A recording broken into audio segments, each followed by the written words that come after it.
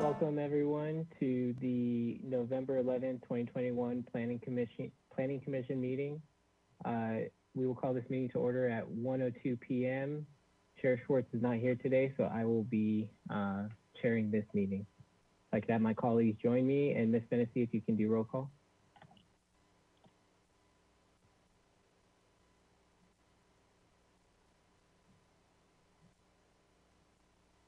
Thank you. I'll now start roll call. Chair Schwartz is absent. Vice Chair Escobedo. Here. Commissioner Bonderson. Here. Commissioner Higgins. Here. Commissioner Lodge. Here. Commissioner Reed. Here. And Commissioner Wiscombe. Here. Thank you. We have a quorum. Thank you, Ms. Fennessy. And so now we will move on to preliminary matters. And item A is request for continuances, withdrawals, postponements, or addition of X agenda items. Ms. DeBusk? Thank you, Vice Chair Escobedo. We have none. And Ms. DeBusk, do we have any announcements or appeals? We have none. Okay, thank you. So with that, we'll move on to C, review and consideration and action on the following draft Planning Commission meeting minutes for October 28th, 2021. Do we have any changes that commissioners would like to make to the meeting minutes? I'm seeing none, so if there are none, do I have a motion to approve? Yeah, move to approve. Motion from Commissioner Higgins. Do we have a second? Second. Second from Commissioner Bonderson. Any discussion? I'm not seeing any. So Ms. Fennessy, can we have a roll call vote, please? Thank you. And I'll start the roll call vote. Commissioner Bonderson.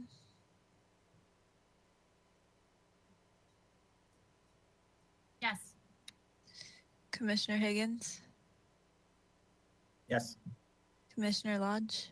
Yes. Commissioner Reed. Yes. Commissioner Wiscombe. Abstain. And Chair Escobedo. Yes. Thank you. Motion passes. Thank you, Ms. Fennessy.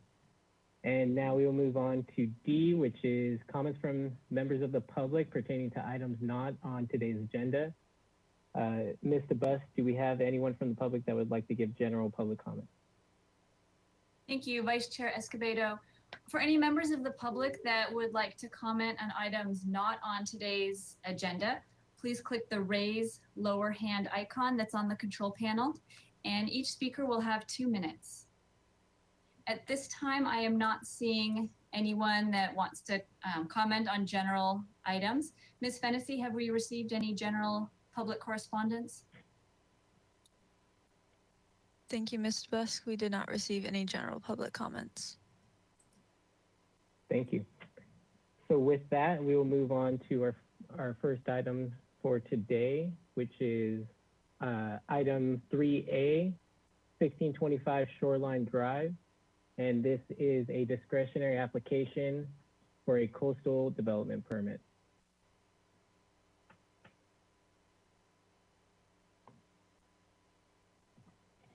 And I believe we are going to have Ms. Plummer give the staff presentation. Commissioner Lodge, did you?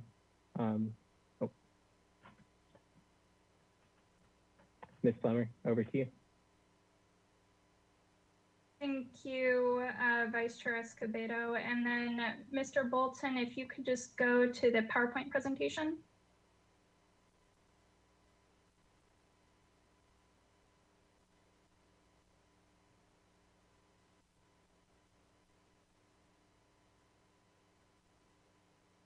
Great, thank you. Okay, so the project, oh, I'm gonna wait for a sec. Okay, thank you. So the project that we'll be discussing this afternoon is 1625 Shoreline Drive. Next slide, please.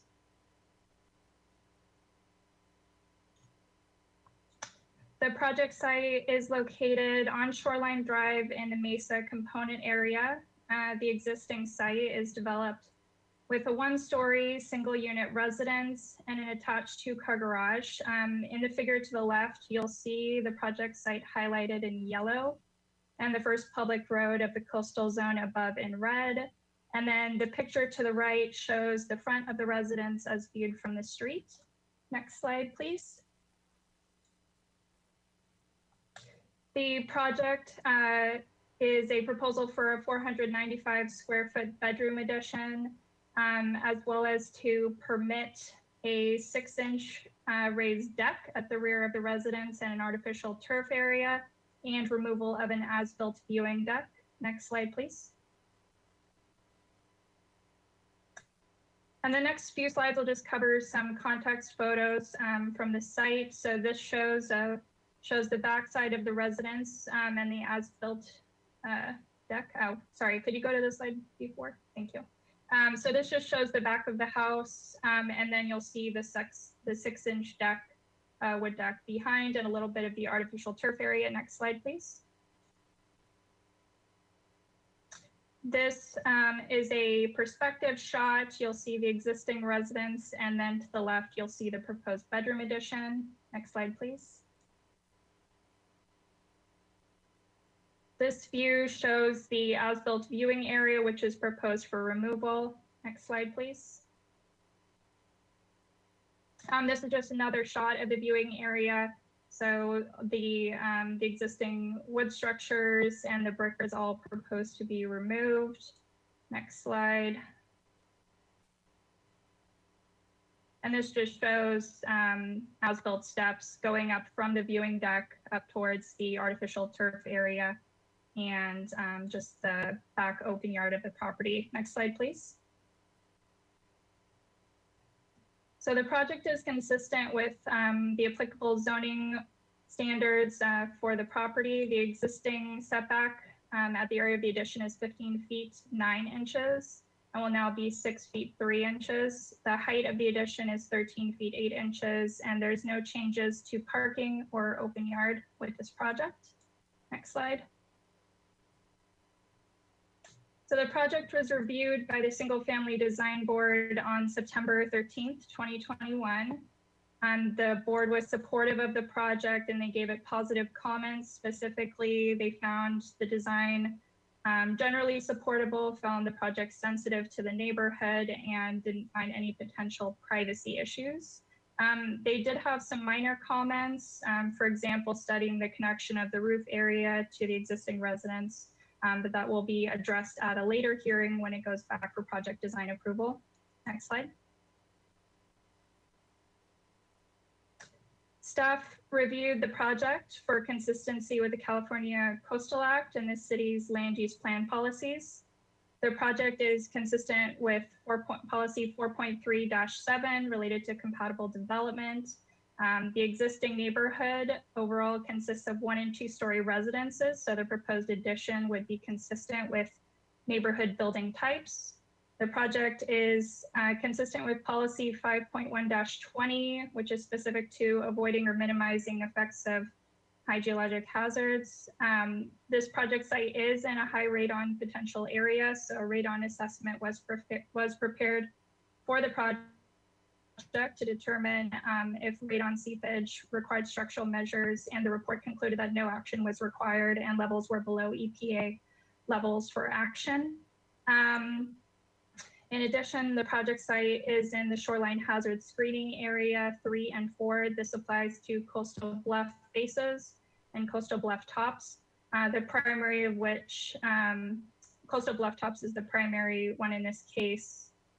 And let's see, so to the right, you'll see a figure, and I know it's probably a little hard to see since we can't zoom in, but the closest orange dashed line to the house shows the recommended structural setback and buffer from the coastal bluff edge. It's important to note that the proposed footprint of the addition does not extend beyond that line. The blue faint line located below the artificial turf area represents the 2017 coastal bluff edge line for the California Coastal Commission.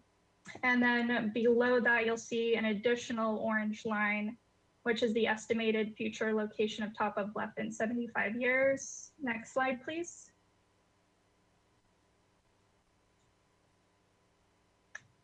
And the project is consistent with policy 5.1-38. This is specific to appropriate landscaping on coastal bluff faces and coastal bluff edge development buffers, noting that all new plantings should be native, drought tolerant vegetation. And this mostly applies to the area between, or the area where the as-built viewing deck is located and is being proposed for removal. The project includes that they will be taking that area out and replacing with drought tolerant landscaping, subject to review and approval by the Single Family Design Board. And then policy 5.1-66 and 5.1-67 relate to evaluations for new or substantial redevelopment on bluff faces and bluff tops. And the project is consistent with both of those policies. A shoreline hazard evaluation was prepared for the project and includes the setback line inland from the existing top edge of the bluff to accommodate 75 years of future erosion and a bluff edge development buffer. The report also evaluated the addition, all proposed as-built work, including the deck, the non-irrigated artificial turf, and removal of the viewing area. It did conclude that the turf and deck could remain as they're non-structural, and the predicted edge of the sea cliff 75 years from now is not predicted to encroach on either of those features. The report recommended drought tolerant landscaping for the removed viewing area with little to no irrigation. However, it did also suggest that if the viewing area has footings more than 1.5 feet below ground, then footings should be left in place to not cause ground disturbance. And the report concluded that all proposed development is feasible. Location of the addition will minimize risk to property and does not create or contribute to erosion, geologic instability, or destruction of the site during its expected 75 years. Next slide, please. Staff determined that the project is exempt pursuant to California SEQA guidelines section 15301 for existing facilities, as the site contains an existing residence. And this exemption allows additions less than 50% of the existing floor area. Next slide, please. And staff recommends approval of the coastal development permit with the required findings and subject to the condition of approval. Although it's not listed in the draft conditions, staff is also recommending an additional condition that was included in your applicable policy section of the staff report. And Mr. Bolton, just so the commission can see that, can you go to the staff report, page 39?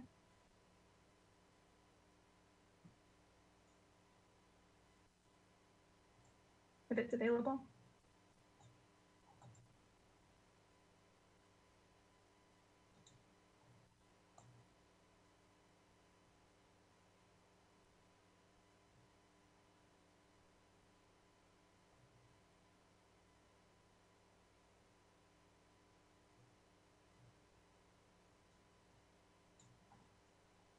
And just for reference, while that's being pulled up, so the applicable policies section, page 39, includes 4 conditions for development, and staff would just recommend that those be included if the commission decides to approve the coastal development permit. I'm not sure if, oh, there it goes.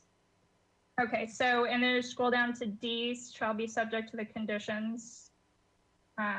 So those are the 4 conditions that are being recommended to be included in the conditions of approval. And that concludes my presentation. I'll be here throughout the meeting if you have any questions. Thank you, Ms. Plummer. We will now move on to public comment for this item. If my colleagues would come back, and Ms. DeBusk, if we have anyone from the public that would like to give public comment. Chair Do we have an Escobedo, applicant? before we move on to public comment, we have the applicant available for their presentation. My apologies. We have Dylan Henderson. Let's see if we can get his audio working. Mr. Henderson, is your audio on?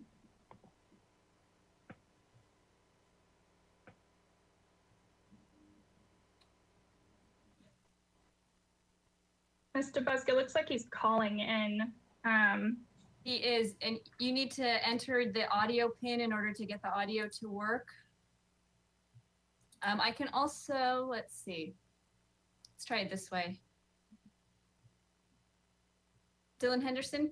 Yeah, can you hear me? Yes, we can hear you now. Thank you. Okay, great. And I don't see an option here for video, but you don't need to see my face, but it's fine as long as you can hear me. Okay, great, thank you. Okay, super. So I think that Ms. Plummer did a really great job there. So I don't have a whole lot to say, but I would love you to bring up the plan set. So starting on page 1. So 1625 Shoreline. So this is a single family residence at a single level on Shoreline Drive. And so this is a San Diego couple who's moving up to Santa Barbara for sort of their retirement more full time. And they need an additional bedroom for this house. And so we have proposed a single level addition to this house with matching roof pitch and similar roof line. And so it's very low impact in terms of the neighbors, which is obviously why we don't have any public comment. And so it is on the ocean side of the house, so not on the street side. So this will be essentially invisible from Shoreline Drive. Going down to page 2 of the PDF. So this generally gives you some perspective views of what this will look like and its attachment to the existing house and how it relates to the existing deck. If you go to page 4 of the PDF. So this survey was updated by Jeff Prober. Jeff Prober worked with Steve Campbell. Steve Campbell is a local geologist who is actually part of the group that put together the plan for this top of bluff retreat analysis report that the city of Santa Barbara uses. He and Adam Simmons worked on this together. And so Steve Campbell and Jeff Prober went and got the historical data down on the beach of existing crescent rock outcrops that we could see back in photos from the early 1900s. And then they did all of this analysis, which obviously came out into a very thorough report. And so they plotted their line, which is that dashed orange line on the sheet. And we then put our addition behind that line. And so for all intent and purpose, I think they've gone to great extents to prove where this potentially would be over a 75-year period of time. And we are compliant with that line, which was the point of the exercise. So I was quite encouraged by that. If you go to page 5 of the PDF.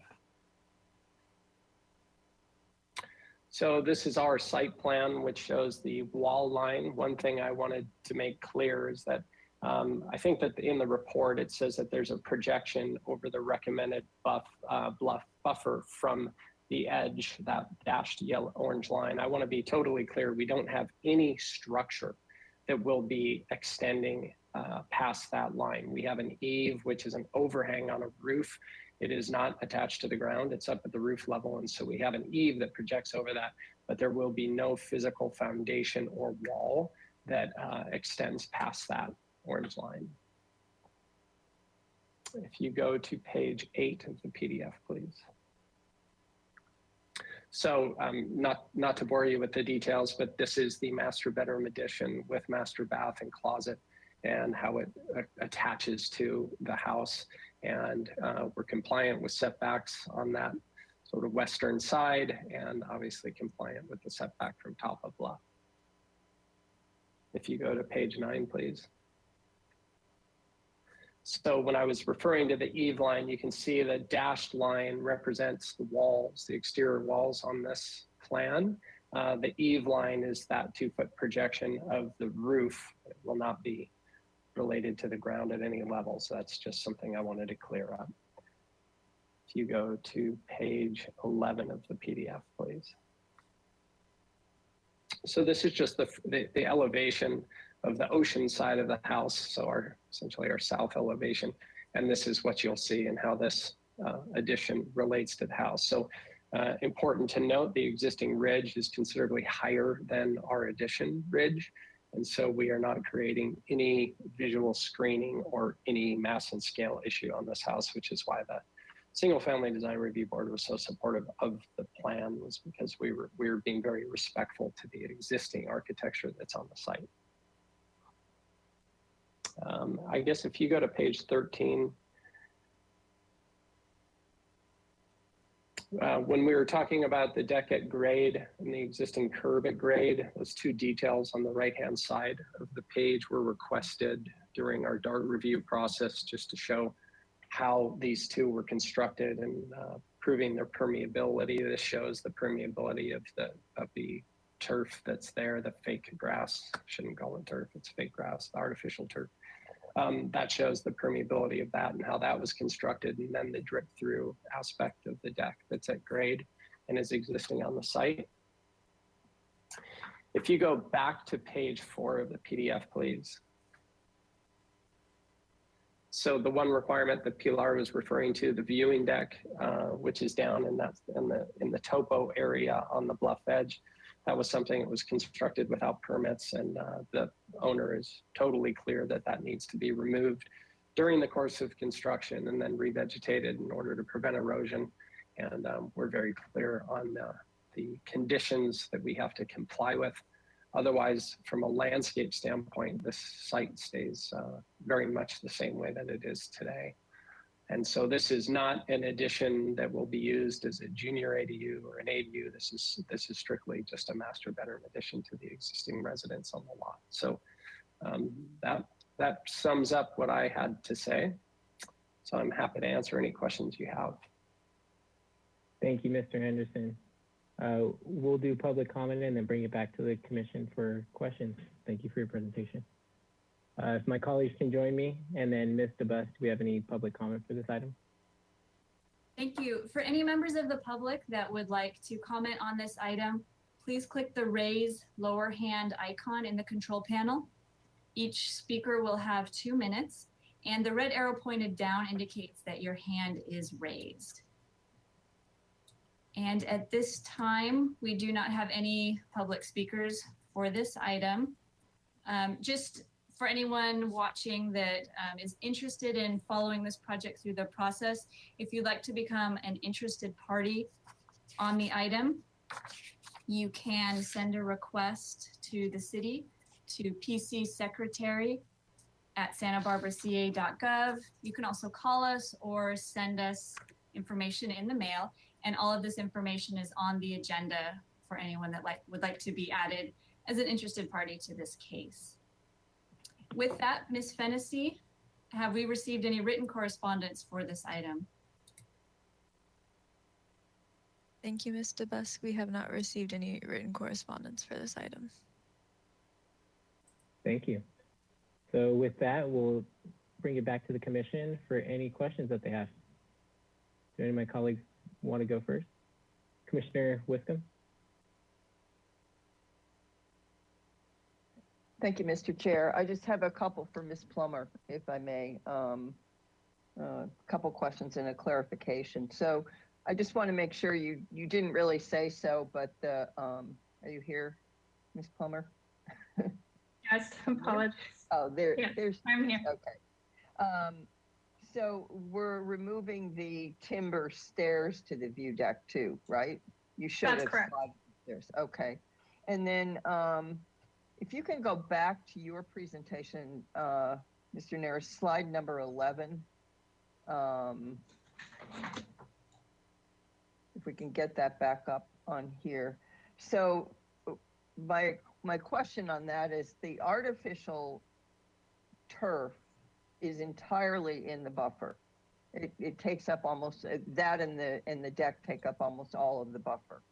Is that correct? Can we see slide number 11? Yeah, there it is. So recommended structural setback and buffer from coastal bluff edge is that orange line. Is that correct? Okay. That's so correct.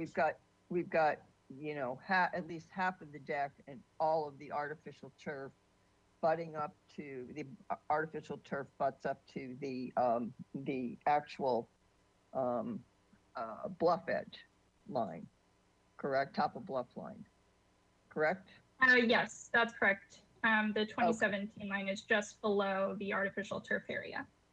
Okay, so my question to you is, these are considered easily removable, non-structural items. So I get that, but what about the curb? What about the retaining wall curb that supports the artificial turf? I think I asked you that question at the site visit. That to me is structural. So I wondered how staff considered that. Thank you for your question, Commissioner Wiscombe. So in staff's view, the curb as well as the artificial turf and deck all fall under policy 5.1-33C4, which discusses patios and other features such as wood, stone, brick, tile, no more than 10 inches above grade, vegetation buffers, all of which are easily removable. And so the staff considered that as an element that wouldn't be prohibited, but would be allowed under that policy. Oh, okay. I didn't see that. I know you quoted policy 5.1-38, but I haven't looked at 5.1-33C4. That's what you said, right? That's correct. Yes. Yeah. Okay. And then you cited page 39 of our documentation, which gives 4 conditions: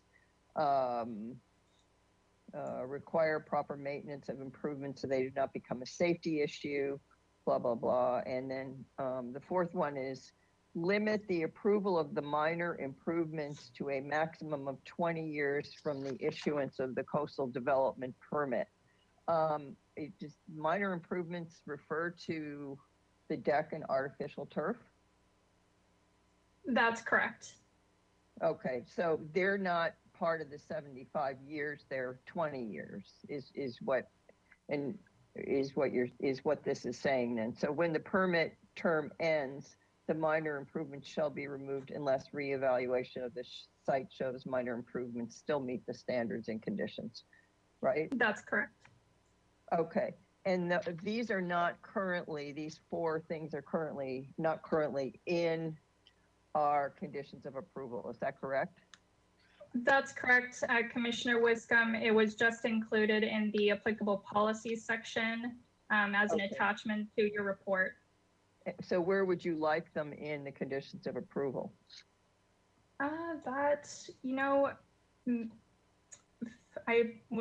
We could pull up the conditions of approval, and then I might have to ask Ms. DeVesca what would be the most appropriate section. She's really good at inserting things. Vice Chair Escobedo and Commissioner Wiscombe, those would be appropriate under the recorded conditions section, which is one of the first sections of the conditions. Okay, so under Roman numeral 1B, recorded conditions agreement, and then would we just add these? I would add them to the end of those. Okay, fine. So we'd create a number 6 and add these 4 conditions. And yes, that is correct. okay, and would we add that little paragraph too that's under D, shall be subject to the conditions listed in policy 5.1-42, blah, blah, blah, and additional conditions of approval that, and then they go 1, 2, 3, 4. Yes, Chair Wiscombe, I think that would be appropriate. Okay, yeah, okay, good. Well, that's all the questions that I have. Mr. Chair, do you want us to make comments now too, or should we just continue with questions first? Let's see if we have any other questions, and then we can go to comments if you don't mind. Okay, no problem. Thank you. Thank you, Commissioner Wiscombe. Any other commissioners with questions before we move to comments? Commissioner Higgins? Yeah, I'm sorry to just go back to what Commissioner Wiscombe was getting at. I wasn't clear on the curb. Is the curb non-structural Or is the curb too much of a structure such that if you removed it, it was cause an impact? Thank you Or for is your it something else? question, Commissioner Higgins. So in the evaluation that was prepared, the shoreline hazard evaluation, they looked at the wood deck as well as the existing turf area with curb, and there is a detail in the plans associated with that, and they defined it as non-structural. And so in staff's view of it, it conforms to that policy 5.1-33C4, again, which discusses wood, stone, brick, tile as allowable features as long as they are 10 inches, no more than 10 inches above grade. And there's no, I don't have that policy handy, but there's no depth, sort of maximum or minimum depth below grade that would eliminate? Actually, Mr. Nars, can you just scroll up just a little bit, because this is actually the policy we're discussing. It should be just a little bit above, specifically for patios constructed of wood, paver, stone, brick, tile, or similar material no more than 10 inches above grade. Fences limited to 42 inches in height, vegetation barriers, minor improvements easily removable without the use of mechanized equipment, and conform to the following. So that's the section I was referring to. Sorry, and just to, how are you applying this? Therefore, because it's not above 10 inches, it doesn't have to be removed?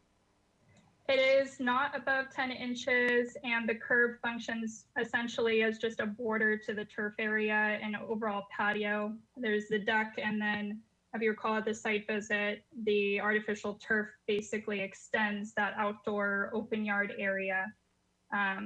But it's all functioning as really a outdoor amenity space for seating or as a play area potentially on site. So yes. Okay, we just have, we have a lot of these that come to us with bluff edge issues, so just want to make sure I get it right. Thank you. Thank you, Commissioner Higgins. Other questions from the commission? Commissioner Wiscombe?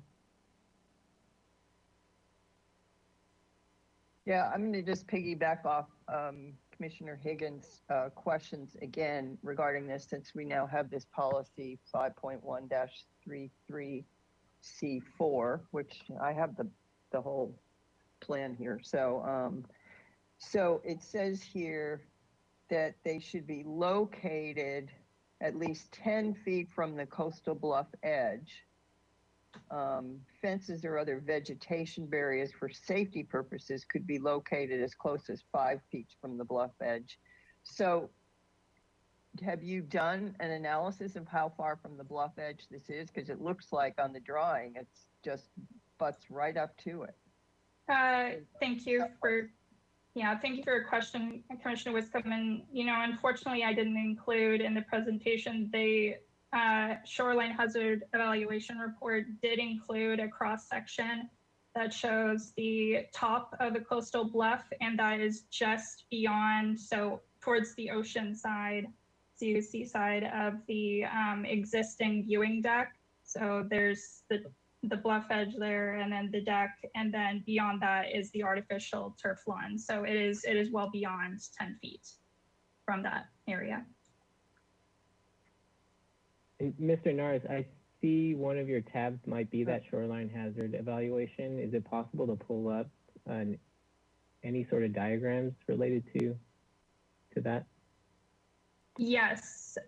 Let me see what page it would be on. It's towards the bottom in the figures section. I believe it's plate 2, maybe plate 3. Yeah, the way I'm looking at this is this artificial turf and this deck are entirely in the buffer. And so this is the one. Right up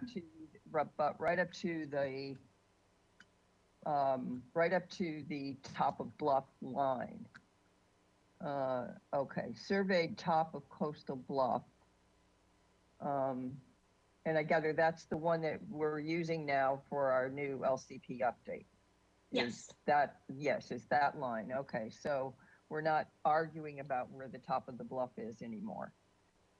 So we, okay, so, okay, existing small deck and lawn. Okay. Existing small deck, is that the feature The they're viewing deck. removing? Yes. The viewing deck that they're removing. Okay, and then the lawn and the existing deck, you don't, what's the, I'd love to make a comment if I could. yeah, well, you can if you can help Yeah. do this because to me, this whole thing is totally in the buffer, which means it's really butting up to the buff edge. But this is showing the lawn. This is showing the lawn back from. Right. So let me just jump in super quick. So if you go back one page on this shoreline hazard evaluation to page 12. Okay, perfect. If you stop right there. Okay, excellent. So you see where it says top of bluff depicted on R1 March 1958 dotted line? Yeah, Okay. I see. If you zoom in close to that, there's a surveyed top of bank 2020 red dash line. You see that? Yeah. Okay. Yep. That is our top of bluff. That's our top of bank. So when you're referring back to the conditions, condition 1 on the section that you were just referring to of a 10-foot setback, right, absolutely. We are much farther than 10 feet from that red dash line. Okay, so it's the Okay. what you're saying is it's the viewing deck that's getting removed that's really in the buffer. Right. Well, what I'm saying is that the condition per your policy is that from top of bank back 10 feet, the things that Pilar is referring to within that condition, which are wood decks, things that are non-structural, vegetation buffers, things like that, those are allowed provided that they meet those conditions. Condition 1, 10 feet back from top of bluff. That top of bluff is the red dash line. The viewing deck is in it, which means it's coming out, and we're removing all of those stairs. The curb, the lawn, and the deck at grade are well outside of that 10-foot setback. That's what the condition is, and that's why they're allowable, if that makes it clearer for you. Well, the coastal bluff edge is the blue line. That's what we're using, right? Isn't that right, Mr. Busk? Yes, Commissioner Wiscombe, that is correct. The top of bluff that this policy is referring to is that blue line. And so I'm not able to measure the plans that I have online, but it certainly does look like at least portions of that curb are within 10 feet of that line.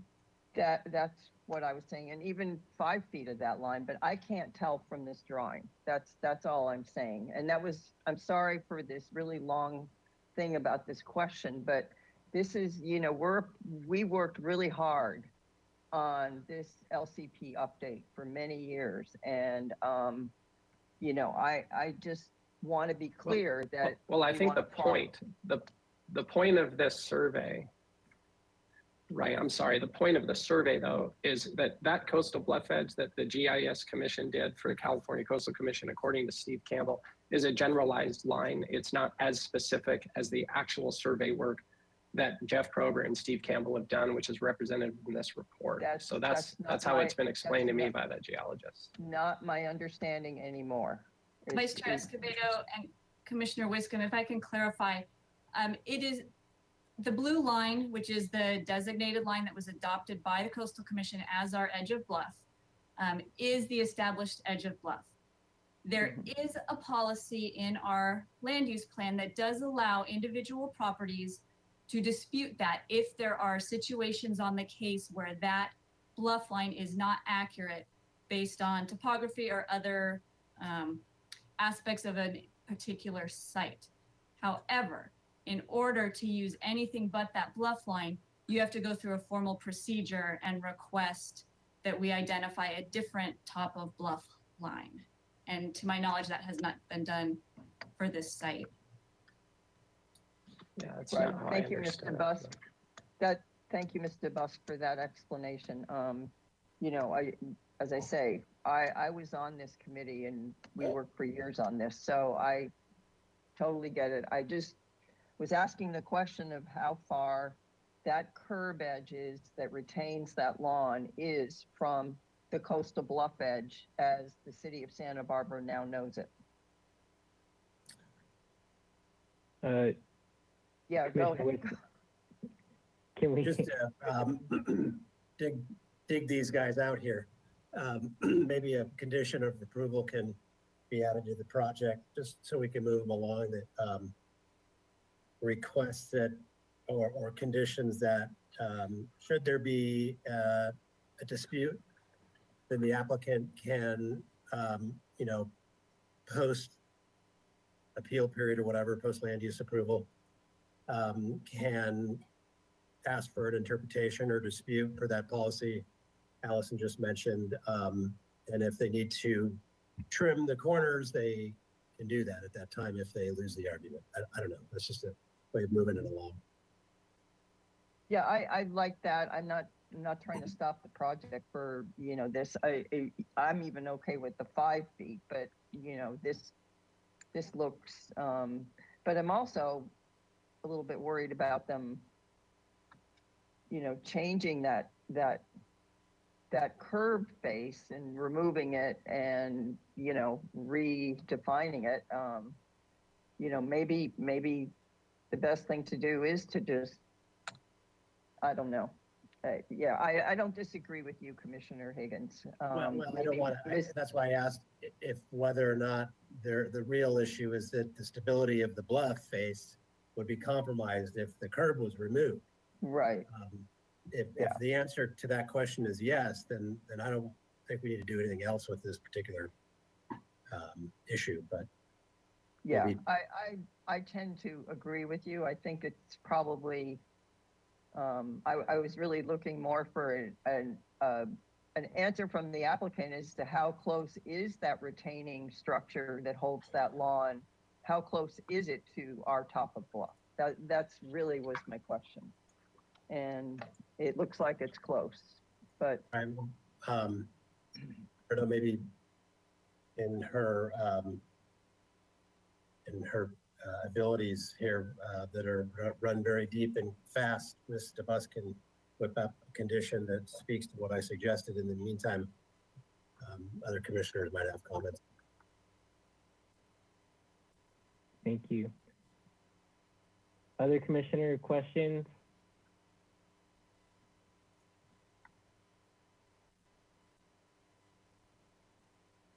Commissioner Lodge? Thank you, Mr. Vice Chair. I don't have a question, but isn't what Mr. Higgins, Commissioner Higgins suggesting already part of the process? It's, you know, if the owners, you know, if the issue comes up, the owners, that's part of what is in the coastal land use plan, is it not?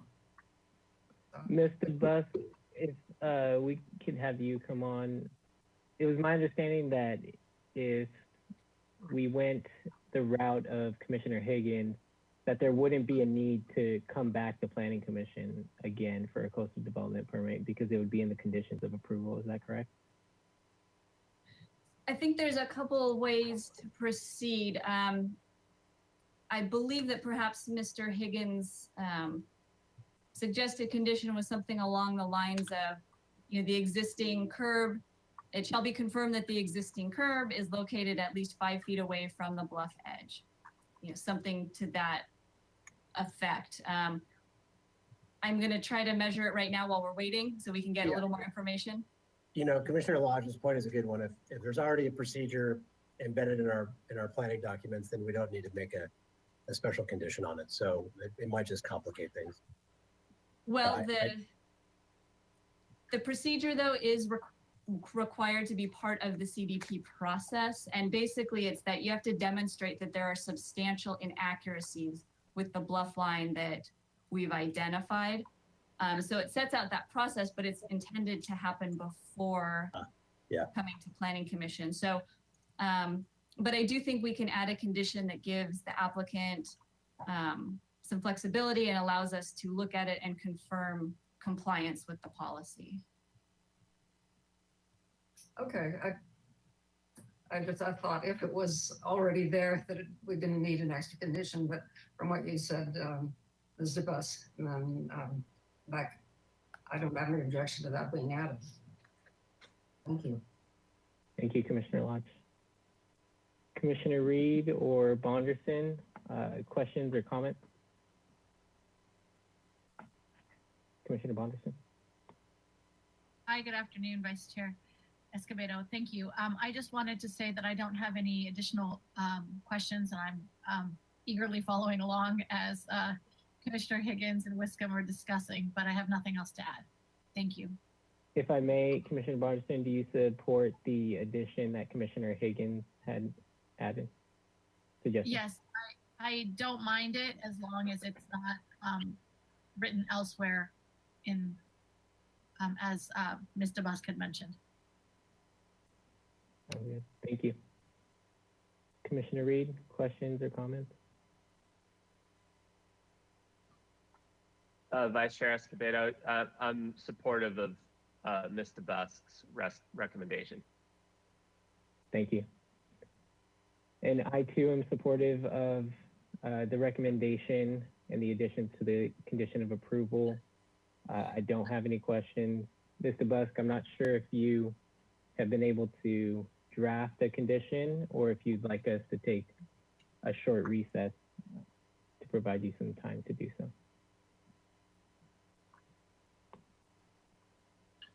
Commissioner Vice Chair Escobedo, I think a condition to the effect that the applicant shall confirm that the existing curb is located at least 5 feet from the bluff edge, and any portion that is less than 5 feet shall be relocated to comply with the 5-foot setback. And where in the conditions of approval would we put that? Would, let's see.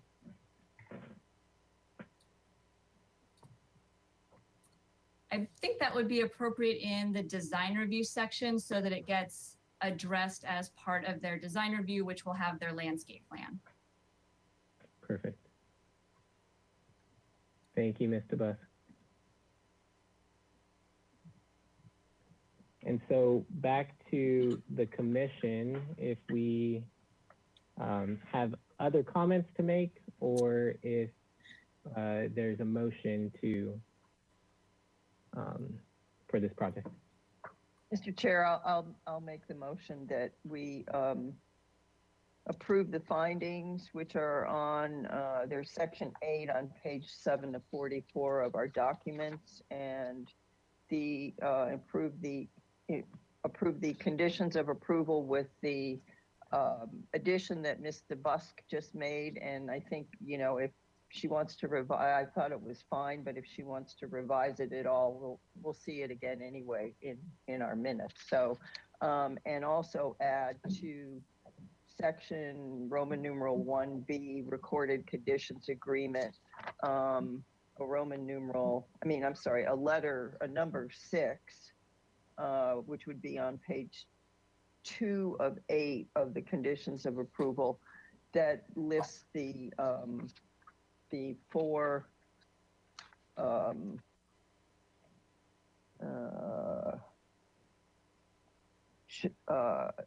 list the 4 conditions with the paragraph before it under section D, and then Roman numeral 1 through 4 on page 39 and 40 of 44 in our documentation that deals with policy 5.1-42 conditions for development of shoreline hazard areas.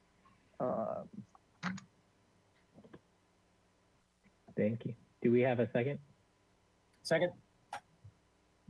So we have a motion from Commissioner Wiscombe, a second from Commissioner Higgins. Any discussion on the motion? I'm not. Yep, Commissioner Higgins. Yeah, nice to see a relatively modest project come along on this stretch of our city limits that's not too bulky or over-designed. So good luck with the project. Good architect. Good architecture. Thank you. Any other comments? I'm not seeing any. Ms. Fennessy, if we can do a roll call vote, please.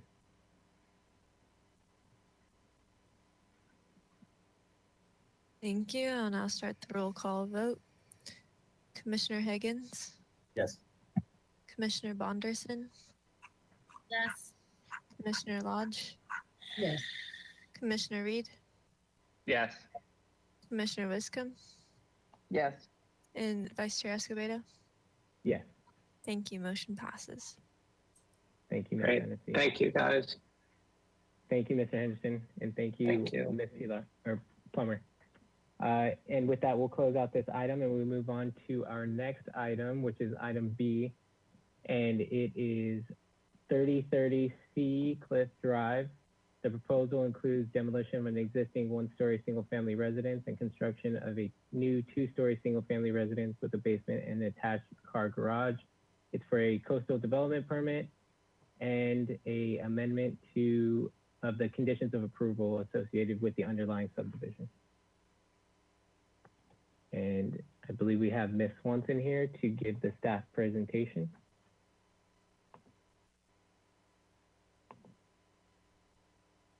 Hi, Ms. Swanson. Good afternoon. All right, are we all ready?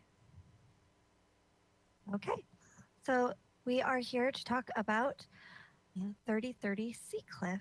Next slide, please.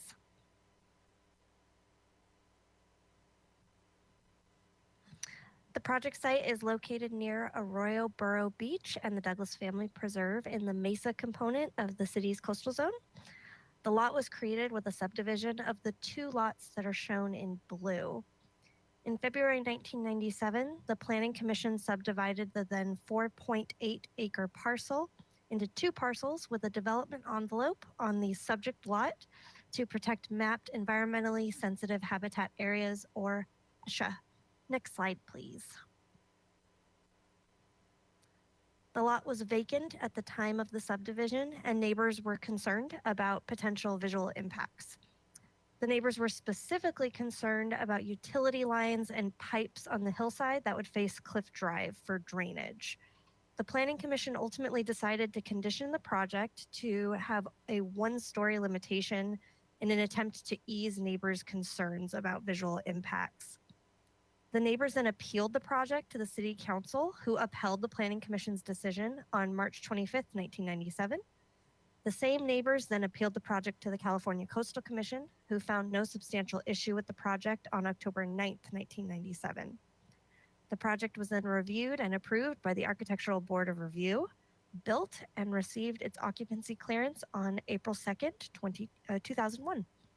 Next slide, please.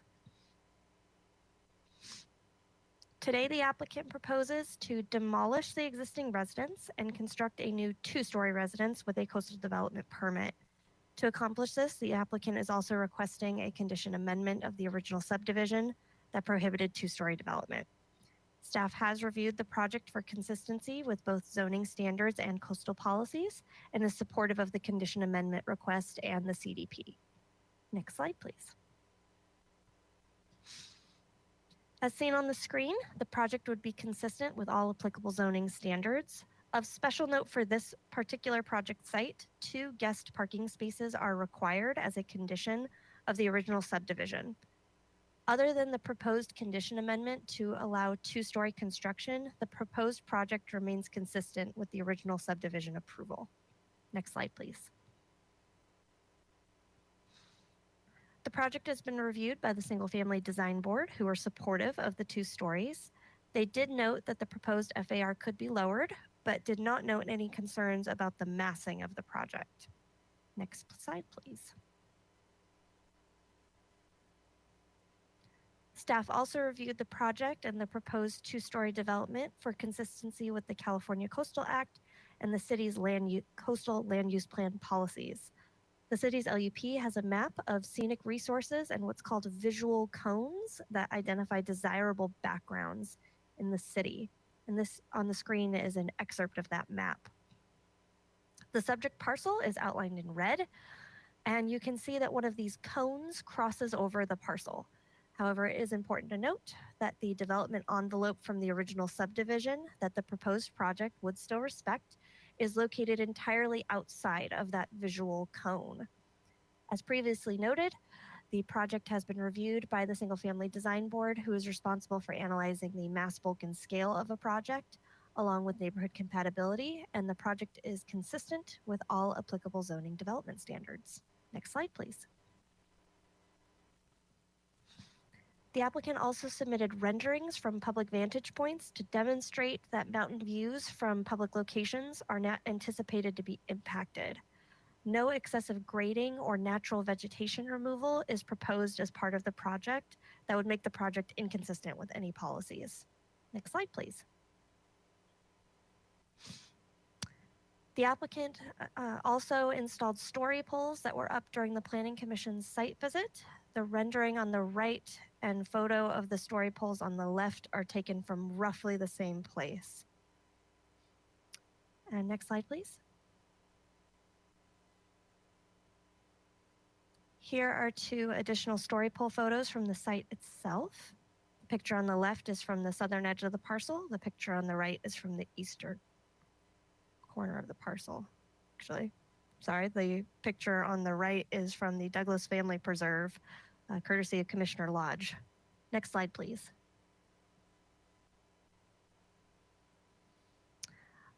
Of critical importance on this lot in particular is mapped ESHA. The applicant submitted a biological report that mapped ESHA on the site. The map on the screen is from that biological report.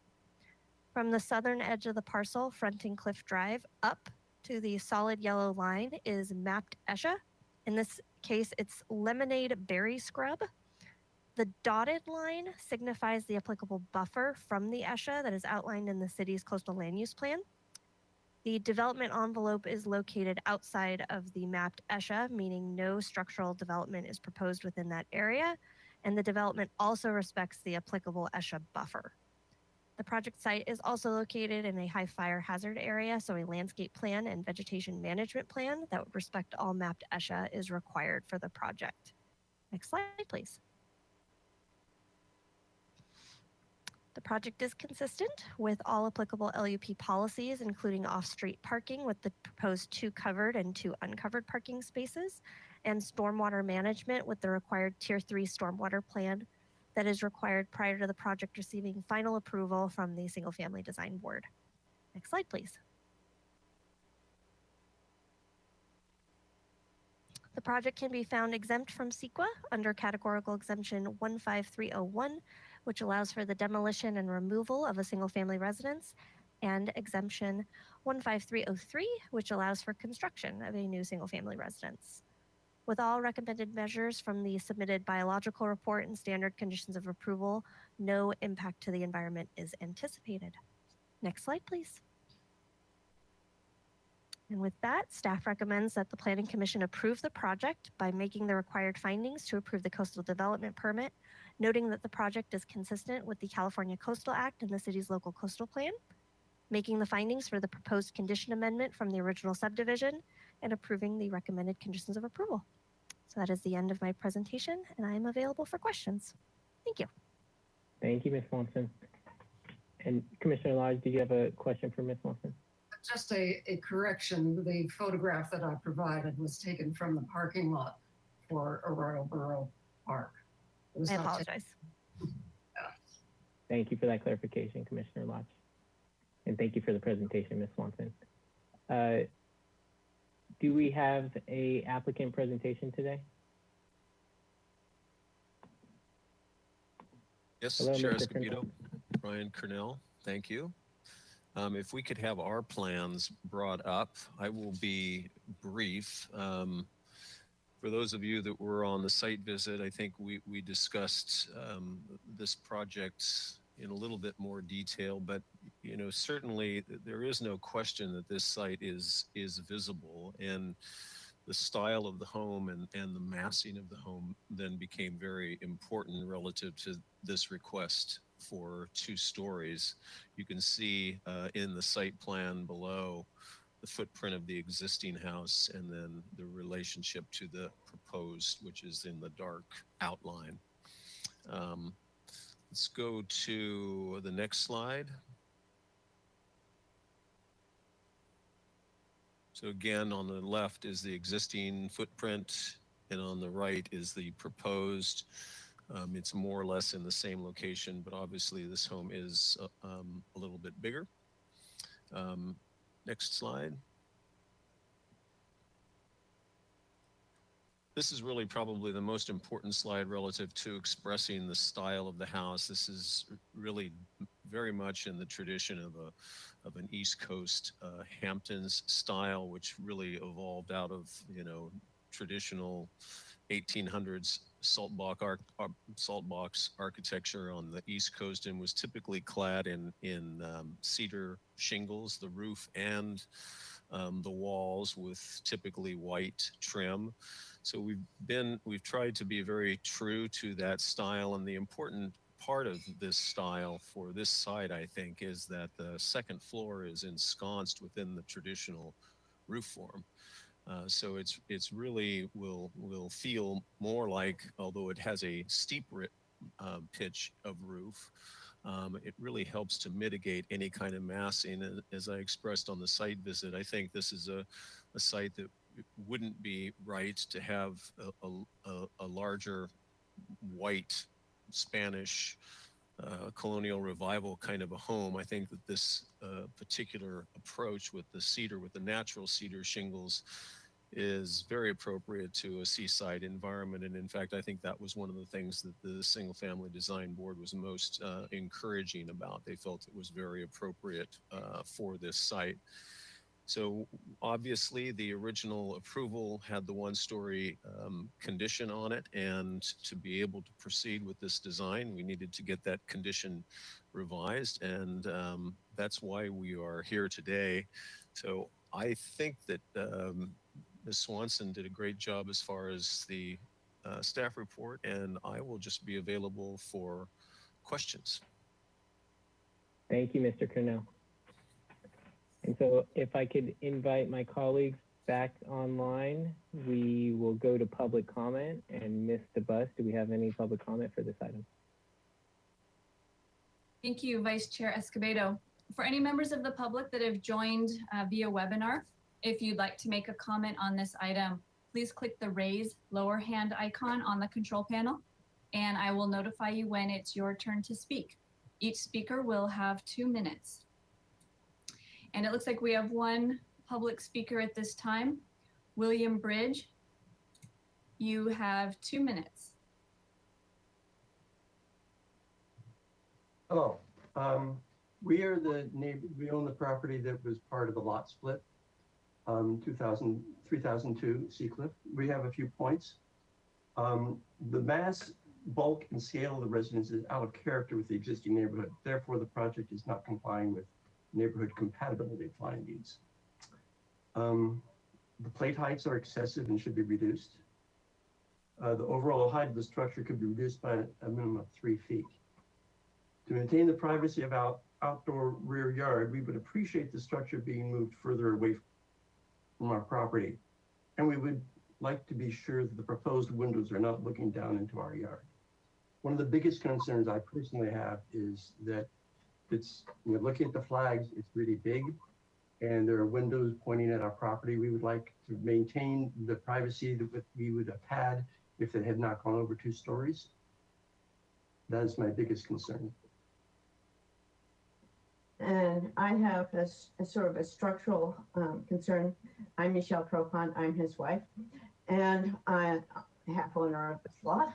And water is the biggie around our place. The basement of 3030 is I believe, proposed to be much larger than the current basement. And that means basically building a dam for water to flow around. And that is a significant factor. On the plans, we don't see how different it is from the current, and we don't see any mitigating engineering for the basement. So to avoid the Manhattanization for 4 stories of basement, we need to have this looked at, I think. Thank you. Mr. Buss, do we have other public commenters? I have a question for the speaker, public commenter, if they're still available, and I'm sorry, I don't recall their last name.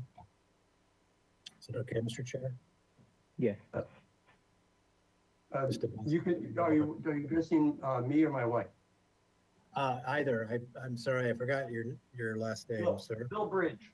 Bridge, Mr. Bridge, sorry.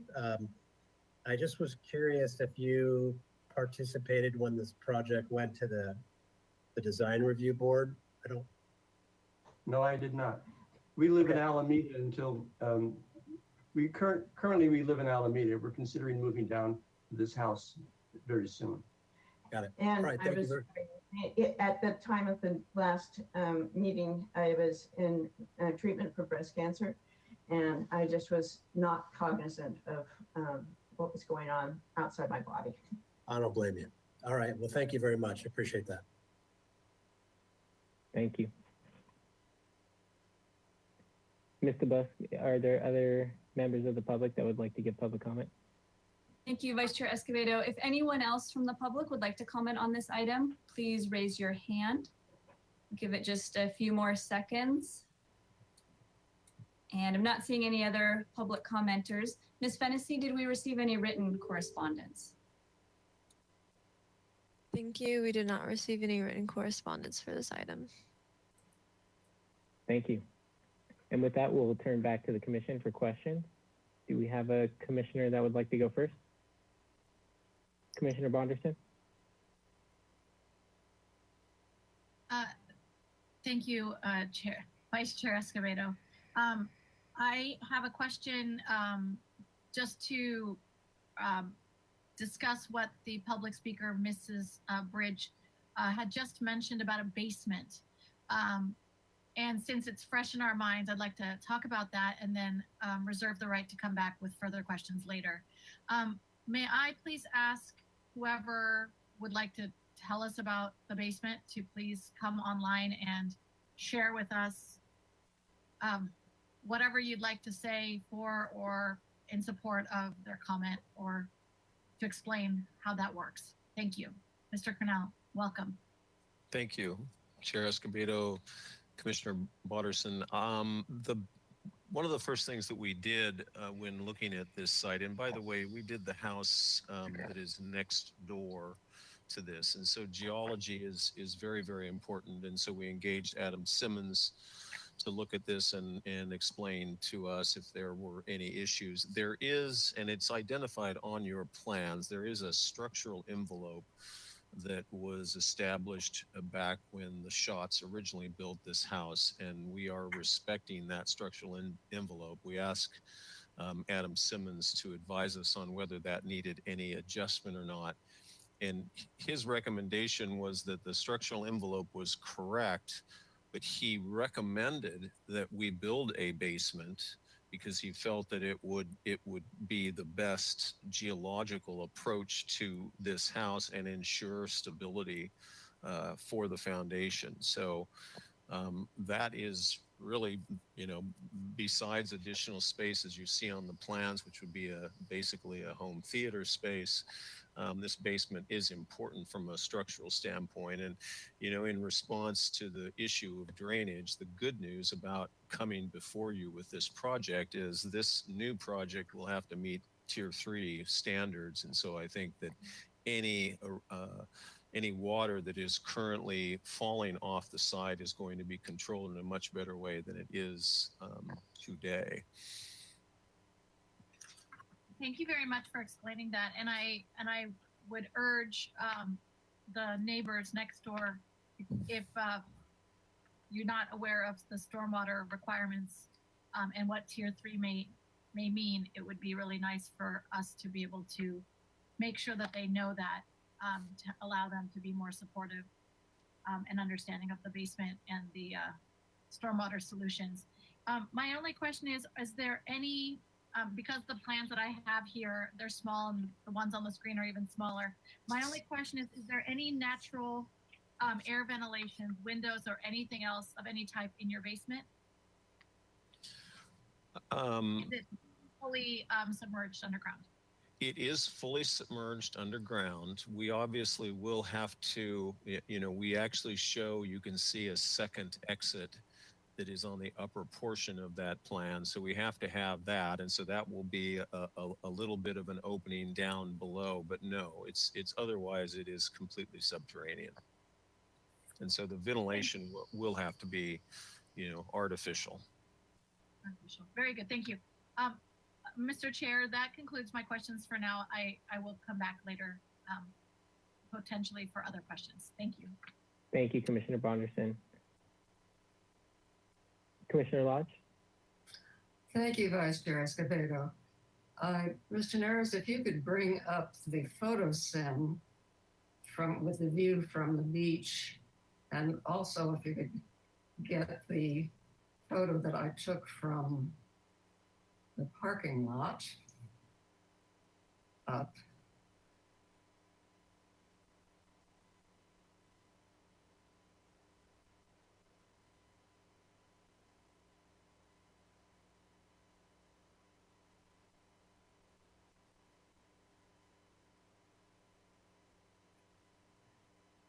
Okay, well, okay, this is the one on the right is the photo from the parking lot in which you can see the story poles. And this house is going to be a small hill on top of the bluff. And if you look at the photo sim, if you could go back to that, Mr. Neris, and if you could enlarge that, that is one very big structure on top of the bluff. And the thin black line that you see sort of just above, or the dark shape just above the bluff, top of the bluff, that's the existing house, which has virtually no impact because not only is it one story, it's a flat roof. I can't support going to something of this size. I think it does have an impact on the cone doesn't extend this far over, but to me, it should have. It can, I think I overheard someone from your office, Mr. Canales, say that it could be lowered. What about that?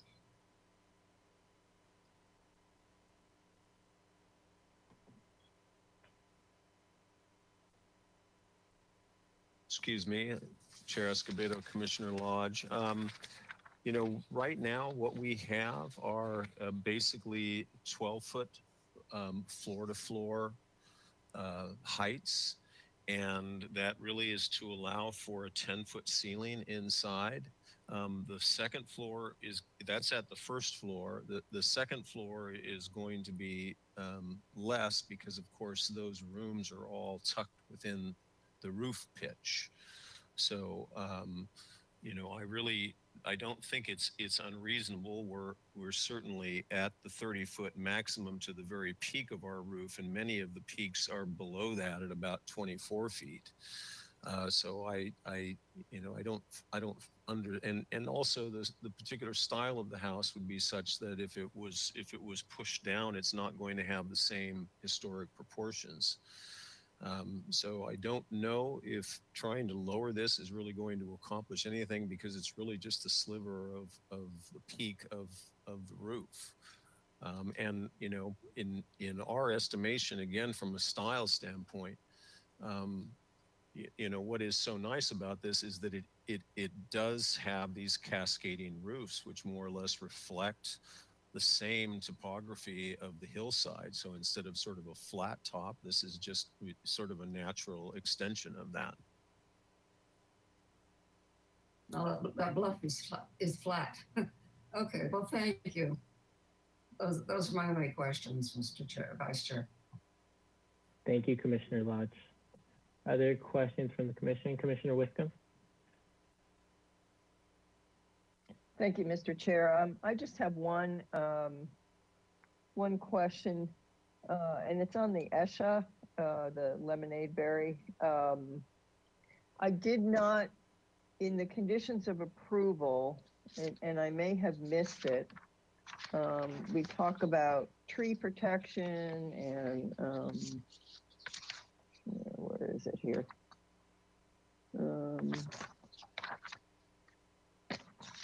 I'm sorry, I had it now.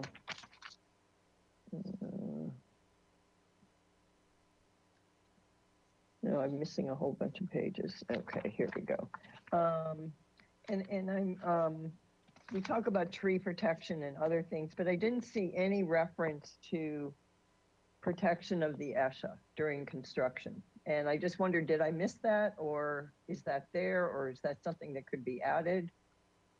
Maybe someone can answer that question, Ms. Swanson or Mr. Busk. Hello. Vice Chair Escobedo, Commissioner Wiscombe, you are not missing it because it is not there. It could be added.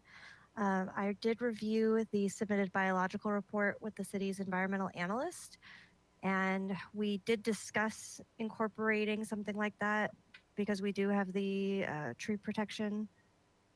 But essentially the call was that construction isn't anticipated where the ESHA is. And so we did not include it, but we could include it if that is what you'd like to do. Okay, I mean, I think it would be appropriate to include it and also, make sure that there's no construction materials that are, piled up against it or that could damage that particular, ESHA, excuse me. So, and maybe it just belongs with, if my fellow commissioners agree, just something, we've got on page 18 of 60, tree protection, and then pre-construction nesting bird survey. It's just, I think it's always good to, in conditions of approval, to just let the contractor know that it exists and they have to be careful. So that was my only question. Thank you. Thank you, Commissioner Wiscombe. Commissioner Higgins? Yeah, for staff, on page 2, I just was getting a little confused here because of the item we just reviewed, and page 2 of our staff report shows that there's a sliver of the parcel that is in the coastal appeals jurisdiction. I guess by exclusion of all of the maps and lines and bluff areas and hazard lines that we normally see, we're not in the hazard zone here, right? Is that we're not seeing the Simmons report. We're not seeing the typical retreat bluff top buffer analysis and lines. Is that right, Mr. Busk or Stephanie? Vice Chair Escobedo, Commissioner Higgins, no, we did not require that for this project. Does that mean the Coastal Commission's LIDAR hazard line, I'm not using the right lingo, but it does not extend up this far? I can pull up the map to confirm, but I believe that's exactly what it means. Okay, we're behind the first public road regardless, right? You can pull that up. I have another question for the applicant. Mr. Canal, on your, I think your title sheet of your plans. I just want to make sure what I'm looking at there. If staff can bring that up on the screen.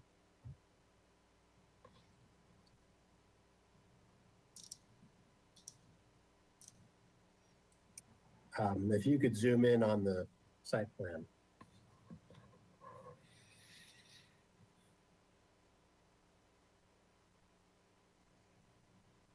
So the dark arrow is the proposed footprint, or the dark lines are the proposed footprint of the house, Brian?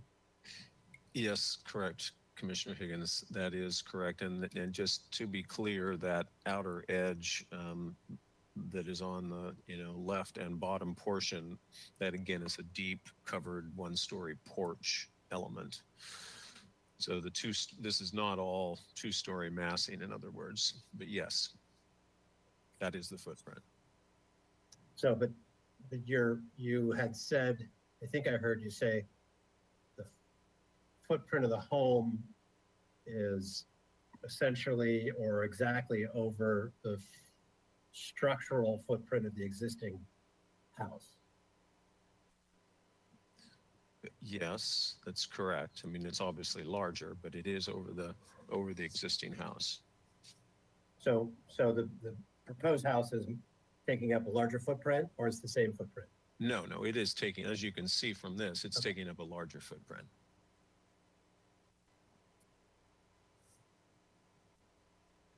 But much of that footprint is the first floor deck.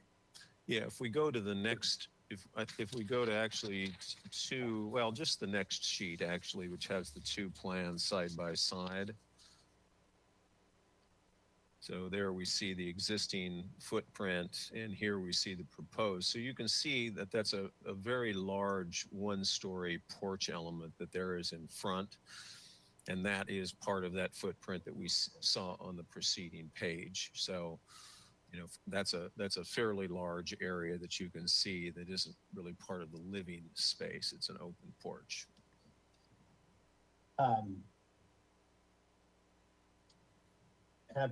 Did you look at moving this structure south down a little bit so it wouldn't impose as much, I don't want to say view blockage, because the neighbor's view is primarily to the southeast, but. Or due south, yeah, that's correct. You can see from the plan there on the right, we are, with that porch element, we are right up against that structural envelope. So we have pushed it as far south as we really can.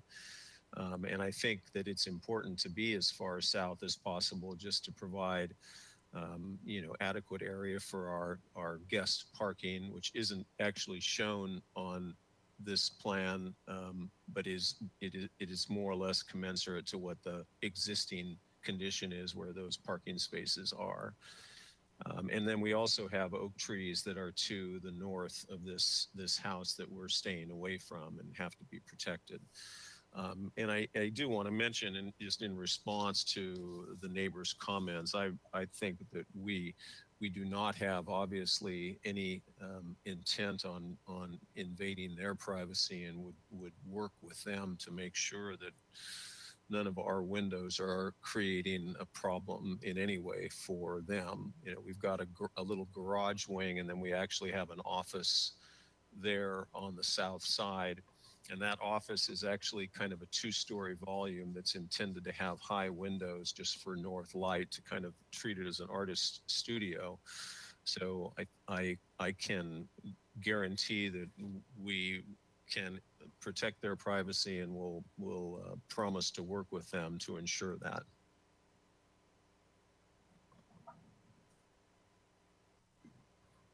Yeah, just okay, but you didn't want to slide the entire structure south.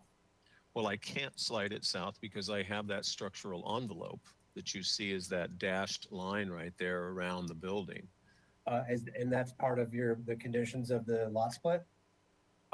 Well, it was a part of the original design. And again, as I mentioned, the first thing we did was talk to the geologist, Adam Simmons, who had helped prepare that original report. So we never made any attempt to enlarge that structural envelope. We felt it was important to just stay with that and then follow Mr. Simmons' recommendations to build a basement, just to ensure that no settlement would occur. So that was a given, just like the oak trees or any other constraint, like the biology constraint on the site. Got it. Okay. Thank you. Thank you, Commissioner Higgins. Ms. Swanson, did you want to add to that? Yes, Vice Chair Escobedo, I just wanted to confirm for Commissioner Higgins, the mapped bluff edge is approximately 200 feet from the most southern portion of the lot, approximately 500 feet from the development envelope. So that's why we did not require any kind of bluff setback information. All right, thank you. It's a funny place to stand in relation to all the other CDP projects we look at, to not see the same kind of exhibits where all these bluff edges are being mapped out, but I get it. Thank you. Thank you. Other commissioner questions?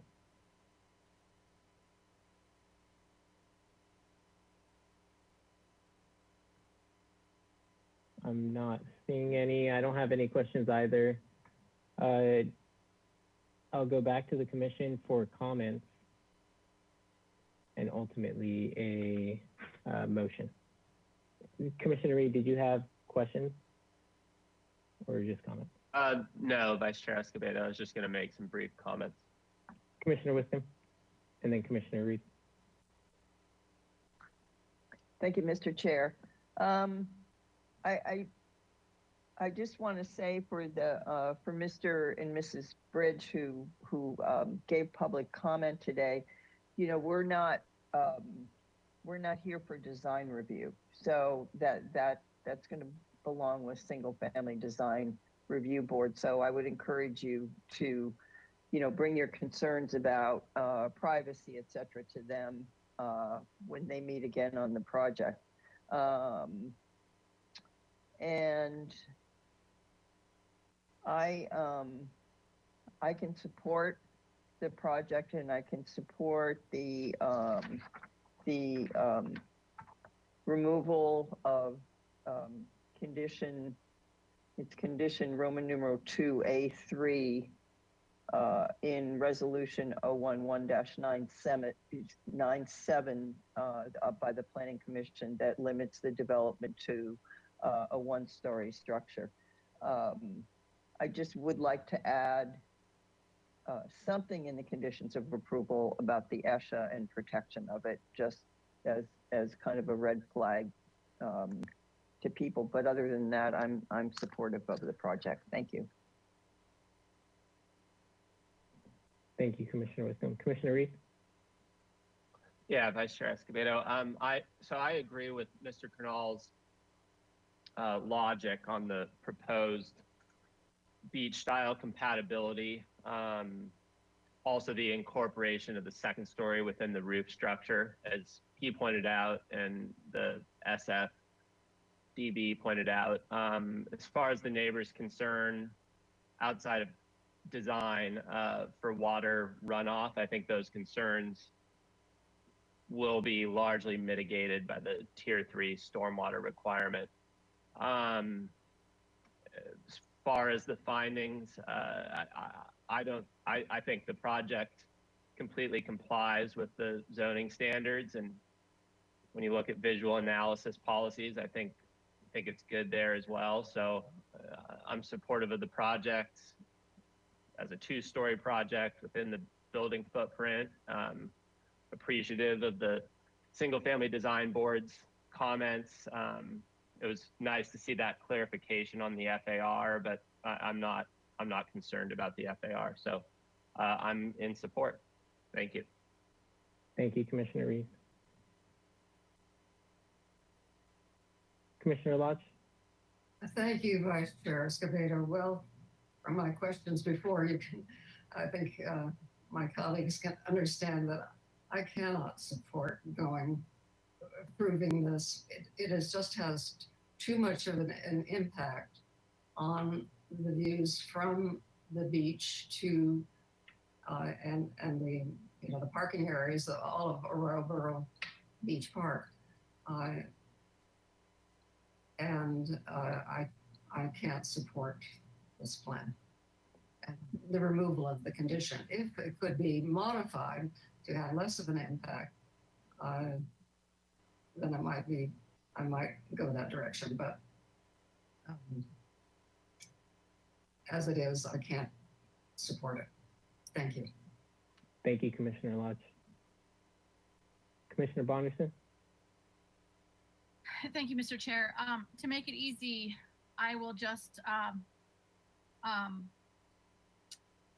support, I'm so sorry, I'm thinking of the word I want to use, I just blanked. I would like to use exactly what Commissioner Lodge just said with regard to the impact on the views from the beach, and that I would support a modification for that. I would like to know if we can discuss that as a group before I make any other comments. Sure. Is that a question to staff about what modifications can be made? Yes, and I wouldn't mind if Commissioner Lodge doesn't mind having her come back on and help guide this a little bit further. Would you be available for that? Sure. Thank you. I guess to Ms. Swanson, I think what Commissioner Bonderson is getting at is, are there any adjustments to the conditions of approval that can adjust the visual impacts? Is that right, Commissioner Bonderson? Yes. Well, we may need Allison to confirm this, but generally the size, bulk, and scale would be under the direction of the SFDB. And so you could potentially put in comments, but I don't believe it would be appropriate to condition a certain height restriction because they are compliant with the 30-foot height maximum of the zone. But Allison, do you have other thoughts? Sure, Vice Chair Escobedo and Commissioner Bonderson, there have been instances where the Planning Commission has conditioned a project to not exceed a certain elevation. So not necessarily relying on a height limit as our zoning ordinance measures it, but identifying at what point a project would not have a visual impact. So, you know, a certain elevation from sea level and, you know, using that as the determining factor. What's a little difficult about the existing conditions that limit it to 1 story is we have, you know, no indication of what the height of a 1-story building is. We know approximately what it ranges from, but yeah, typically we'd want to see something a little bit more precise. I think that would be helpful. In this case, I don't know that we currently have information that would help us establish what might be an appropriate height. And I think if that was the direction that the commission wanted to go, you may need to see some studies that identify, you know, what those different heights might be, and therefore you could analyze the visual impact of them. May I defer to Commissioner Lodge? Would you like to share your perspective on this? I'm Vice Chair Escobedo and Commissioner Bonderson. I'm not sure how a condition could be phrased that would lessen the impact of the building. I can't, you know, as Ms. DeBusk said, it's not an easy conundrum. Thank you. I appreciate your input. I'm a little bit stuck on this myself. Let me come back. I'll sit on it for a minute. Commissioner Higgins? Yeah, Mr. Chair, I was going to try to help Commissioner Bonderson out. I sort of agree with staff that it would be tough for us to condition the project or prescribe something else that's not been proposed to us. If you can't make the findings then you can't make the findings. The visual resources policies are written somewhat subjectively. It's a discretionary permit. So, you know, in situations like this, if you convince the majority that the project has to come back in a different form, we continue it. Otherwise, if it's got a majority up or down, that's the way it goes.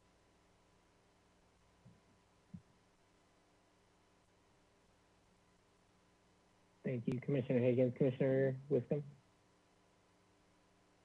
Thank you, Mr. Chair. Can we put back up the slide that shows the vision cones? Is it possible to put that back up?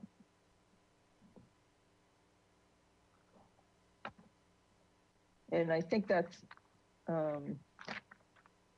Ms. Swanson, that's in the LCP somewhere, isn't it? What section is that in?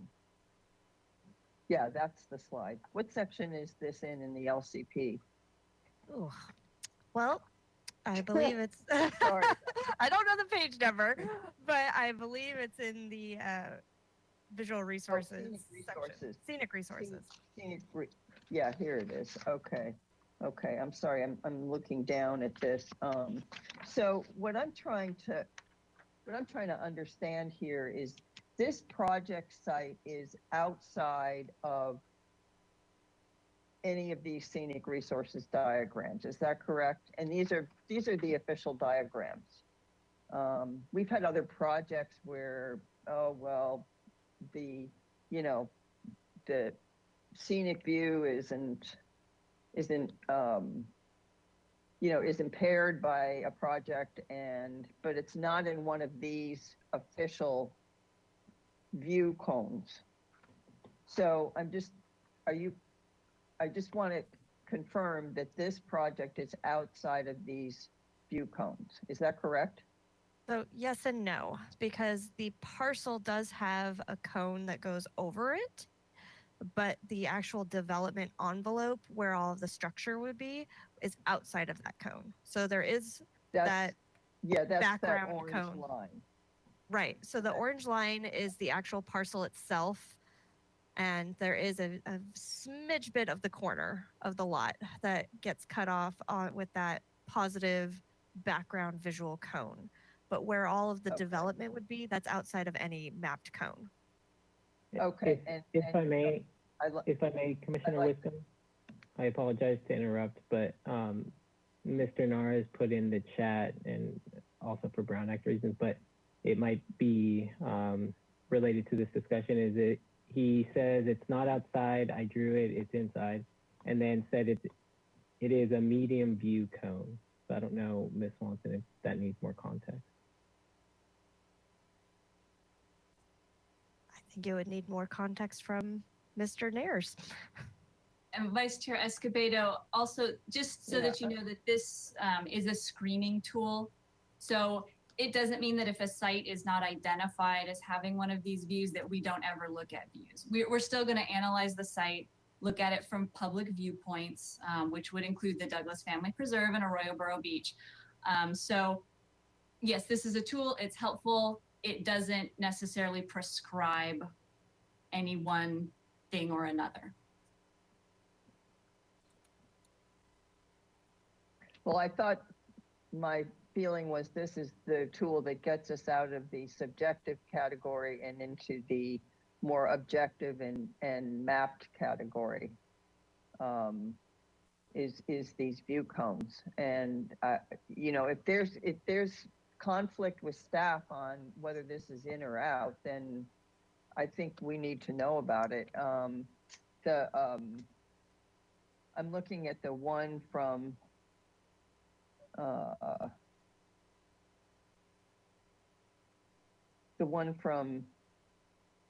Arroyo Burro. Which one is that? Do we have a pointer on this or not?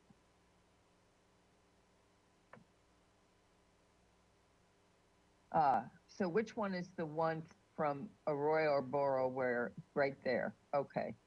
So and that's the one that Commissioner Lodge is referring to.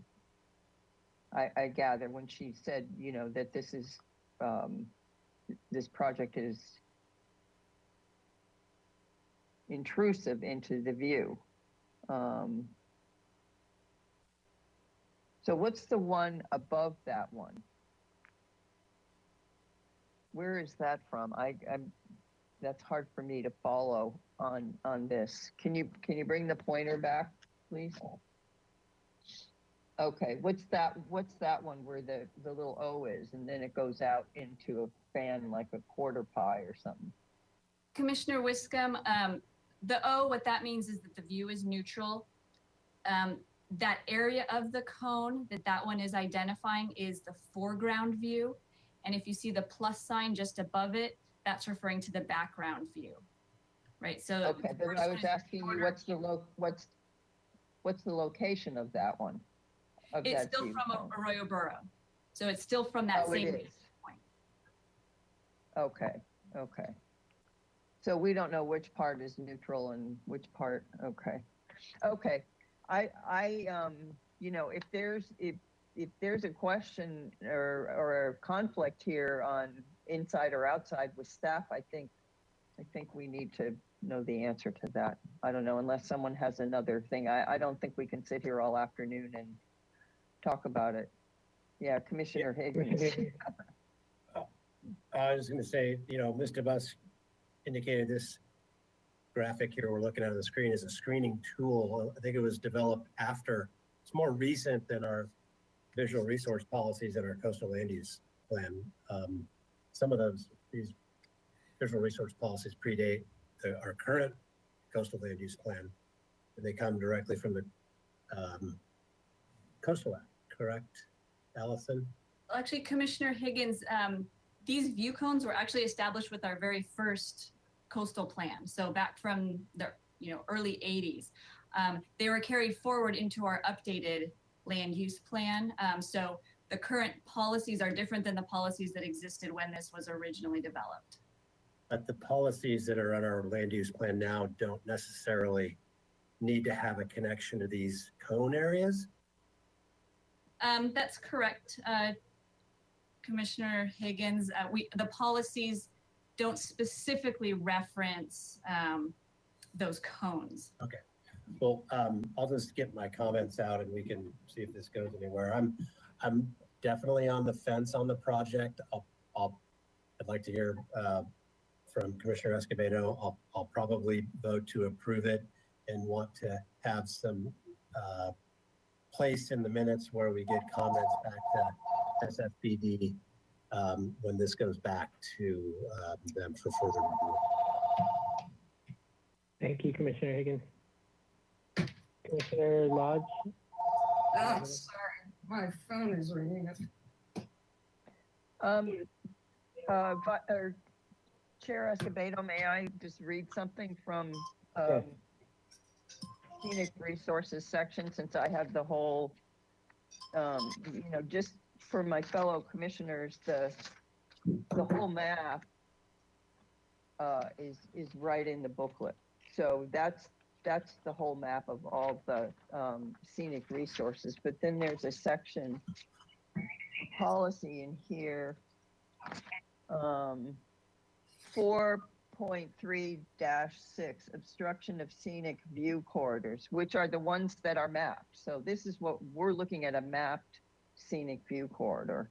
Development shall not obstruct public scenic view corridors of scenic resources, including those of the ocean viewed from the shoreline and of the upper foothills and mountains viewed respectively from the beach and lower elevations of the city. For what that's worth. So that's a specific policy. And then it says mitigating impacts to visual resources, avoidance of impacts to visual resources through site selection and design alternatives, if feasible, is the preferred method over landscape screening. Landscape screening, well, we don't want to go there. Those are kind of, here, compatible development should be sited and designed to be visually compatible with the character of the surrounding areas, and where appropriate, protect the unique characteristics of the area that are popular visitor destination points for recreational uses. So those are policies 4.3, 6, 7, and 8 in the scenic resources section. Sorry, Commissioner Lodge, I didn't mean to butt in, but I just thought I'd get that in there. No, that's while you answered your phone. No, that's quite all right. I'm glad you pointed out those sections. Mr. Vice Chair, I'd like to point out on this image that's before us, this map, I'm not disputing that as this map is drawn, I disagree with the map and the extent that the cone shows of it being a visual resource. This site is not in it as it's drawn. However, to the right of it, if the cones were extended and all the way on the far edge of the right, there's another cone. If they were extended, this site would be in the cone. And from the site, looking toward Cliff Drive as it comes down the hill toward Las Positas, it is in full view. And so this project will be in very full view. It's in very full view, and this project will be in very full view coming towards it. Thank you. Vice Chair Escobedo, can I offer some insight into this discussion? Is that possible? Yes, Mr. Cornell, but if we could hear from Mr. Busk first, she's been on for a little while, if you wanted to add. Thank you, Vice Chair Escobedo. I just also wanted to draw the commissioner's attention to our definitions. Policy 4.3-27 defines public scenic views and scenic resources, and it says that they're defined as views of scenic resources viewed from public areas such as Cabrillo Shoreline, Cliff Drive, Miggs Road, public bluff-top vista points, trails, beaches, and parklands. And then it says public scenic views may be framed, which would be a view corridor, wide angle or panoramic. And it says that the scenic resources diagram that we're looking at here, the excerpt, it's intended to be a general planning tool. So just additional background for you. Thank you, Mr. Busk. Mr. Cornell? Thank you, Vice Chair Escobedo. I just want to clarify that it is my belief that this cone was for the purpose of the view corridor to the mountains from Arroyo Burro Beach. And that's why it is a narrow cone. It is in that cone of the Las Positas Valley, where you can see the mountains from Arroyo Burro Beach. There's nothing in these policies that say a structure needs to be invisible. And I acknowledge that this, our piece of architecture here is visible.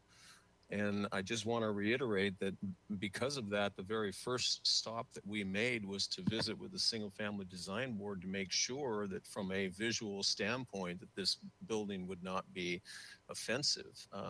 So it's not that these policies do not say you can't see a piece of architecture. It's about that piece of architecture blocking a scenic view, which in this case would be from Arroyo Burro Beach to the mountains. Thank you. And just to help you, I'm happy to work with the Single Family Design Board to continue to try to mitigate any impacts and keep the visual impact of this project as minimal as possible, and hopefully to be a positive one. Thank you. Thank you, Mr. Cornell. Commissioner Bonderson.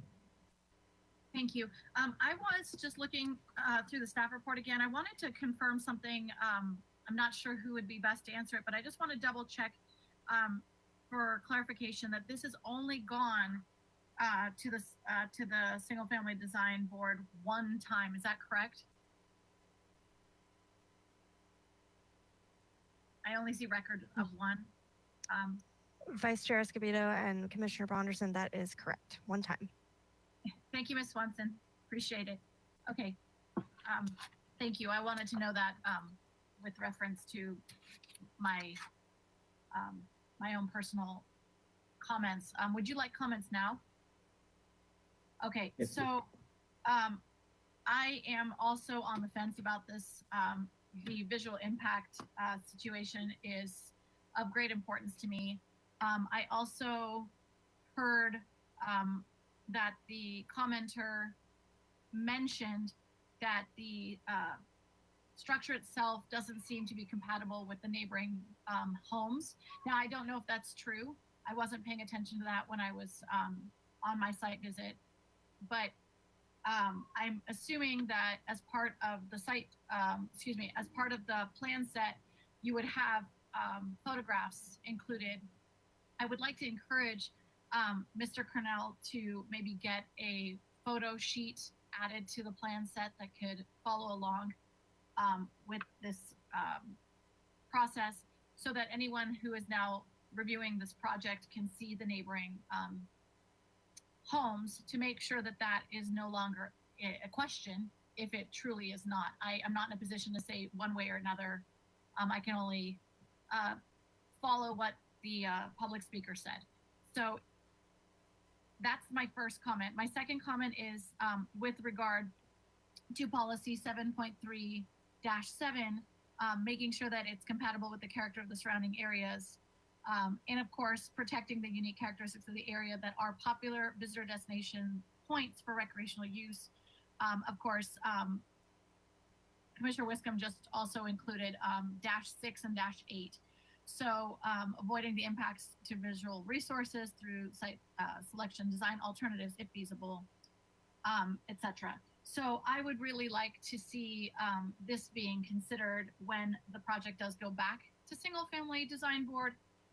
And lastly, I want to make a comment directly to the homeowners of the neighboring property, the Bridge family who spoke here today.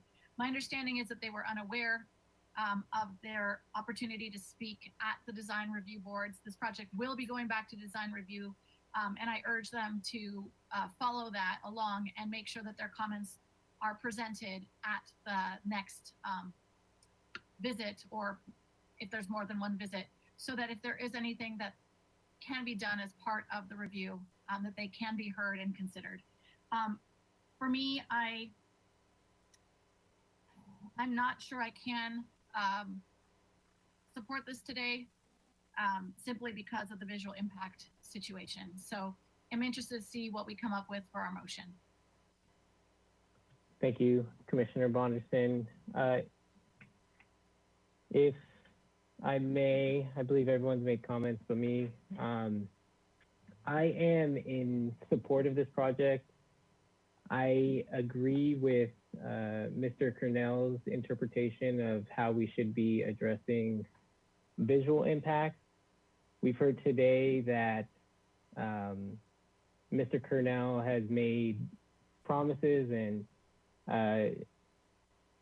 reassured us that he is willing to work with SFDB to refine the design of the project to further mitigate the visual impact.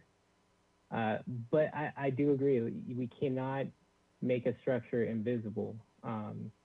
It meets all of the zoning requirements. The design, in my opinion, complements rather than, it doesn't draw too much attention.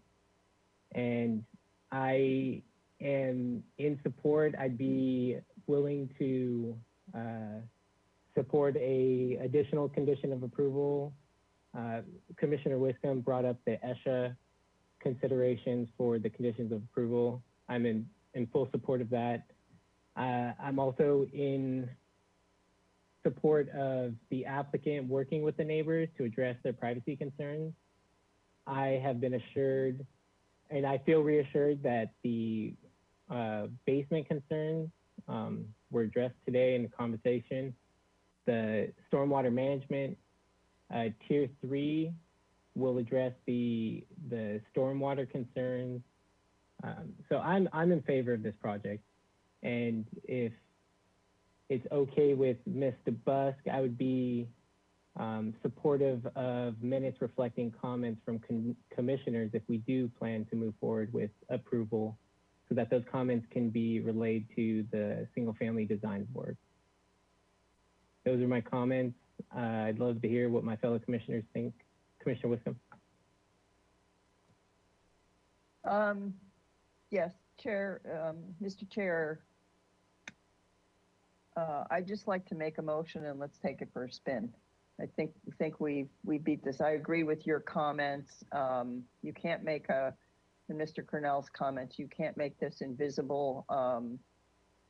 Mr. Cornell has a reputation of listening to the Planning Commission and working through the concerns of the Planning Commission. But I agree that this project, with the exception of the resolution 11-97 from the Planning Commission in 1997, this project, I think, complies with everything. So I just, I'd like to make a motion, if that's all right, Yes, that the Planning Commission finds the following, and this is on page 11 and 12 of 60 in our packet. Those are the findings. I don't have to read them, they're pretty lengthy.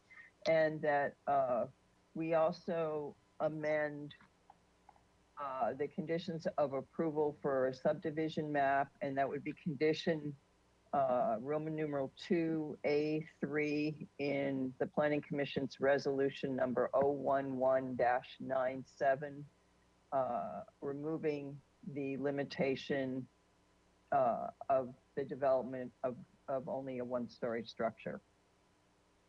And add to the conditions of approval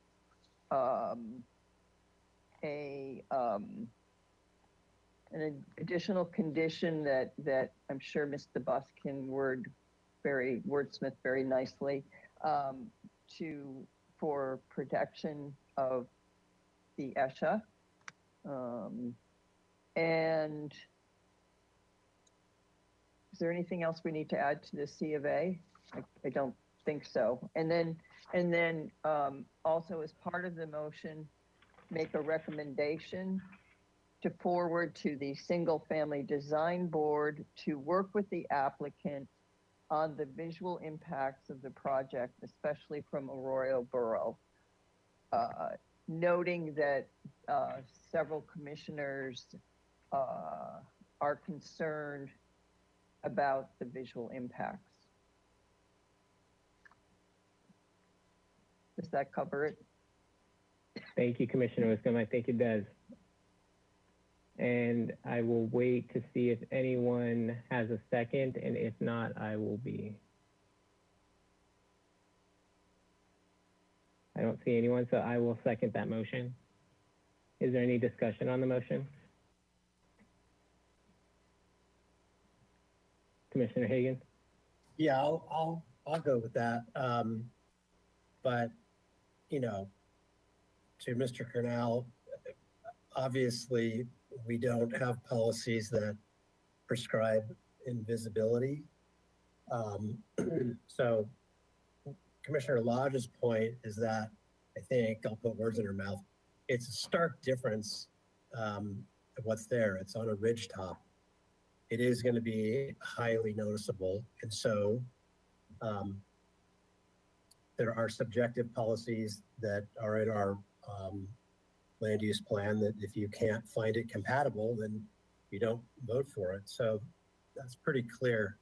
And compatibility, I don't think was really measured, at least in the materials we got. But I did do the site visit, and so I see where you're headed with what's to the property to the west in terms of compatibility. But when you're looking at the project from Arroyo Borough, it's not going to look as compatible as maybe standing from Seaview. So, but I'll move this along and hope that the SFBD works with the applicant and architect to really soften the color distinction as you're coming down Cliff Drive looking west. I think it is going to stand out, and so I do support what's in the SFBD minutes in terms of decreasing the FAR, noting this is on a huge parcel. And also whatever you can do with landscaping obviously outside of the esh, to break up some of the, views of the home. So wish you the best of luck. Thank you, Commissioner Higgins. Other commissioner comments on the motion? Commissioner Wiscombe?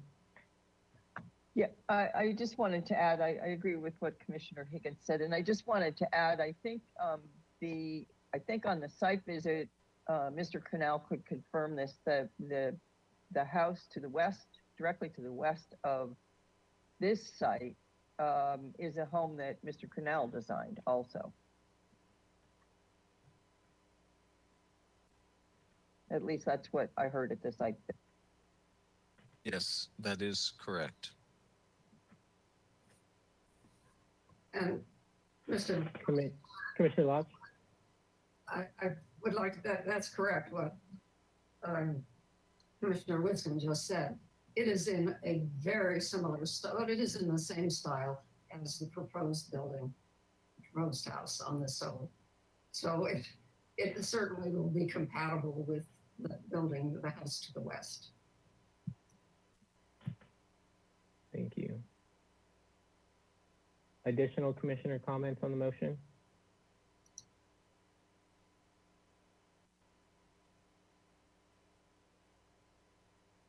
Not seeing any. So with that, Ms. Fennessy, can we have a roll call vote, please?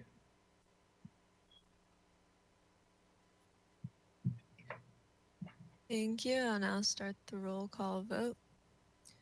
Commissioner Lodge? No. Commissioner Reed? Yes. Commissioner Wiscombe? Yes. Commissioner Bonderson? Yes. Commissioner Higgins? Yes. Sorry about that. And Vice Chair Escobedo? Yes. Thank you. The motion passes 5-1. Thank you, Ms. Fennessy. Thank you And very much. Thank you, Mr. Cornell. And thank you to Ms. Swanson as well for your presentation. And with that, Ms. DeBusk, is this an appealable decision? Yes, thank you, Vice Chair. I just want to make sure you announced that. So can I get the language? I don't remember it off the top of my head. All right, so this is appealable. Decisions of the Planning Commission may be appealed to City Council. Appeals must be submitted within 10 calendar days of today. So with that, we will close. Commissioner Higgins? For the next item. Oh, for the next item, yes. Yeah, we'll go into recess, but you can, we'll give you the floor before we head out. Okay, I just need to recuse myself on the next item, so I won't be back. I live a couple hundred feet away from the parcel boundary, and I was advised by city attorney's office that I need to recuse myself, and that I did go to the site visit on Tuesday, but just asked one question of the applicant team. So, Godspeed. Thank you, Commissioner Higgins. Enjoy the rest of your day. And with that, we'll close out item B. We will read item C into the record and then take a short recess. Item C is 3237 State Street. It is a concept review for a new community health clinic for American Indian Health and Services. We will take a 14-minute recess, and we'll come back at 3:20. Thank you.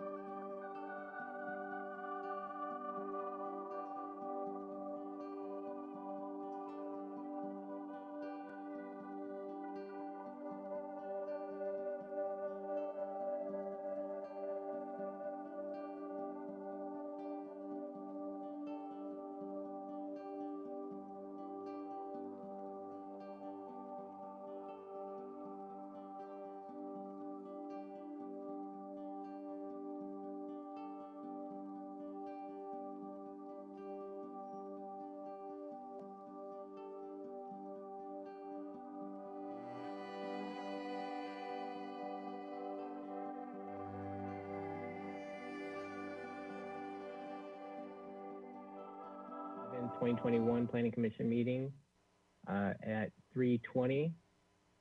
And just as a reminder, this is 3237 State Street, a concept review. I believe that we have Kathleen Kennedy, the project planner, here to give a presentation for staff. Hi, Ms. Kennedy.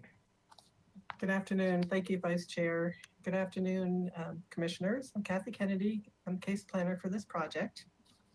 So the project is 3237 State Street. Today is a concept review and an initiation recommendation request. Next slide, please.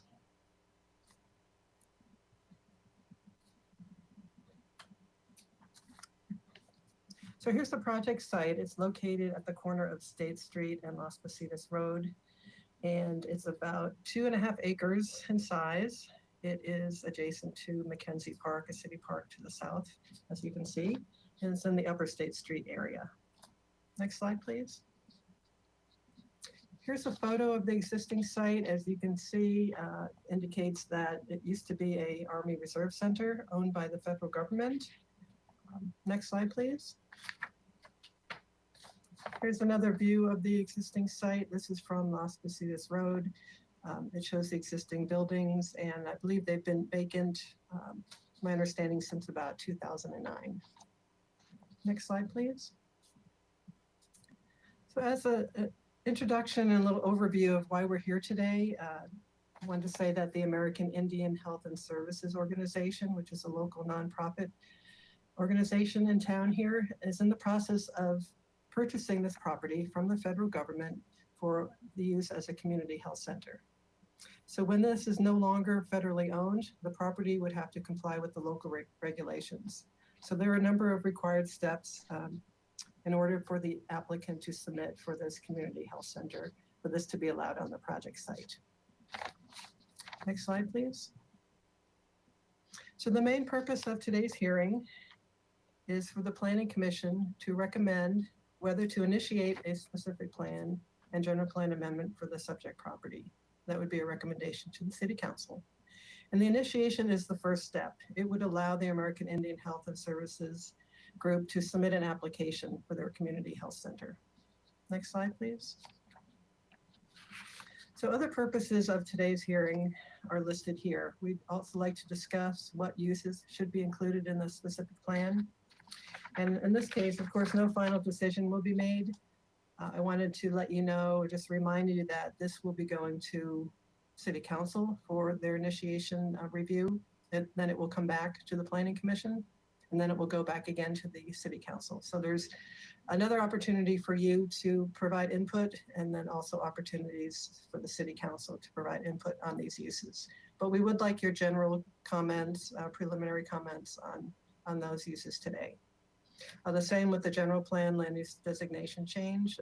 We'd like to discuss that. Again, no final decision will be made on that regard. And then provide comments on the conceptual design plans that have been submitted for the project. Next slide, please. So a little bit of background on the project site itself. Next slide. There's more information in the staff report, but just in general, this process is almost complete. It's a land transfer of about 0.3 acres of land between the city and the federal government. Currently, each is leasing property of the other, and this transfer would essentially have a swap of land for those areas that are being currently leased. So like I said, this is just about done. I don't have the exact date, but it should be done very soon. Next slide, please. So this is a federal property. There's certain rules and procedures for disposing of federal-owned land. So here's an exhibit from a document that I had located, giving the different steps in this regard. So for federal government to dispose of property, they first declare it to be excess property. And then when it's excess property, it is offered to other federal government agencies. If no other federal agency is interested, then it is determined to be surplus. When it's surplus, then it's available to other entities. It could be available to the public. It's also available for homeless uses, and those are usually the top priority uses. It's offered to what they call negotiated sales with either state or local governments. And then if no one is interested in that regard, it would be offered to the public, perhaps through an auction. So that's the overall quick review of the federal land disposal process. Next slide, please.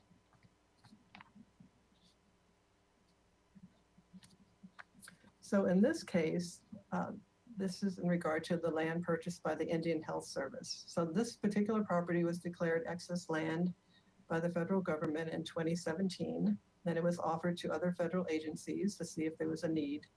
And the Indian Health Service, which is a federal agency, did express that there is a need for this property. So at that point in time, that is when the city is no longer able to negotiate a purchase because this other federal agency has expressed the need. So the Indian Health Service is an agency that's responsible for providing federal health services to American Indians and Alaska Natives. And they purchased the property and it was transferred to them in January of 2021. Next slide.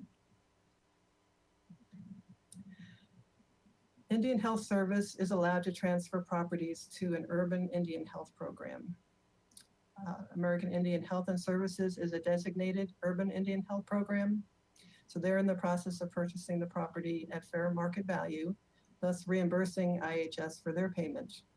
And they've recently made their required down payment to IHS. So this explains, hopefully, succinctly how this land purchase is moving along. Like I said, they have provided the down payment for the property already. Next slide, please.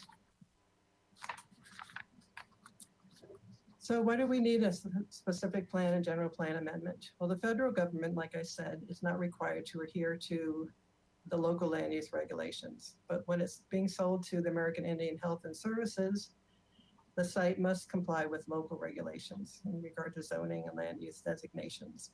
And the proposed health clinic is not an allowed use under the current zone or land use designation. Hence the need for either a rezone or a specific plan and general plan amendment. Next slide, please.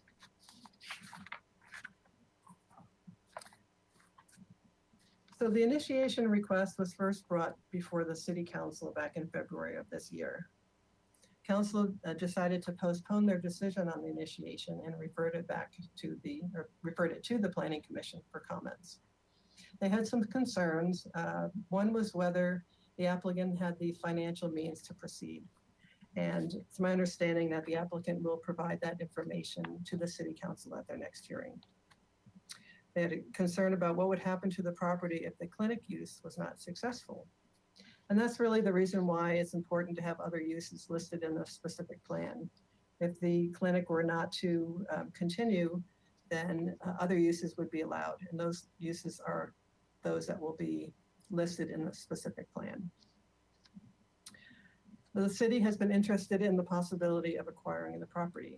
And that was brought up at the City Council hearing, and that is true. And as you may recall, in going through the steps of having to dispose of federal land, there may have been an opportunity some way along the line. But in this case, because the Indian Health Service federal agency decided they were interested in it, the city is no longer even in the running for being a possibility of acquiring the property. I think that wasn't as clear at the hearing, so hopefully it's understood by you and will be conveyed to the City Council.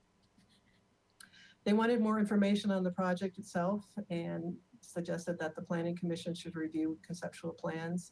Conceptual design plans were not provided to City Council, so you're having the opportunity to review them today and provide comments on those. And then they wanted the Planning Commission, who is very comfortable with land use decisions and such, should review those allowed uses in the specific plan. So we're asking for your comments on that.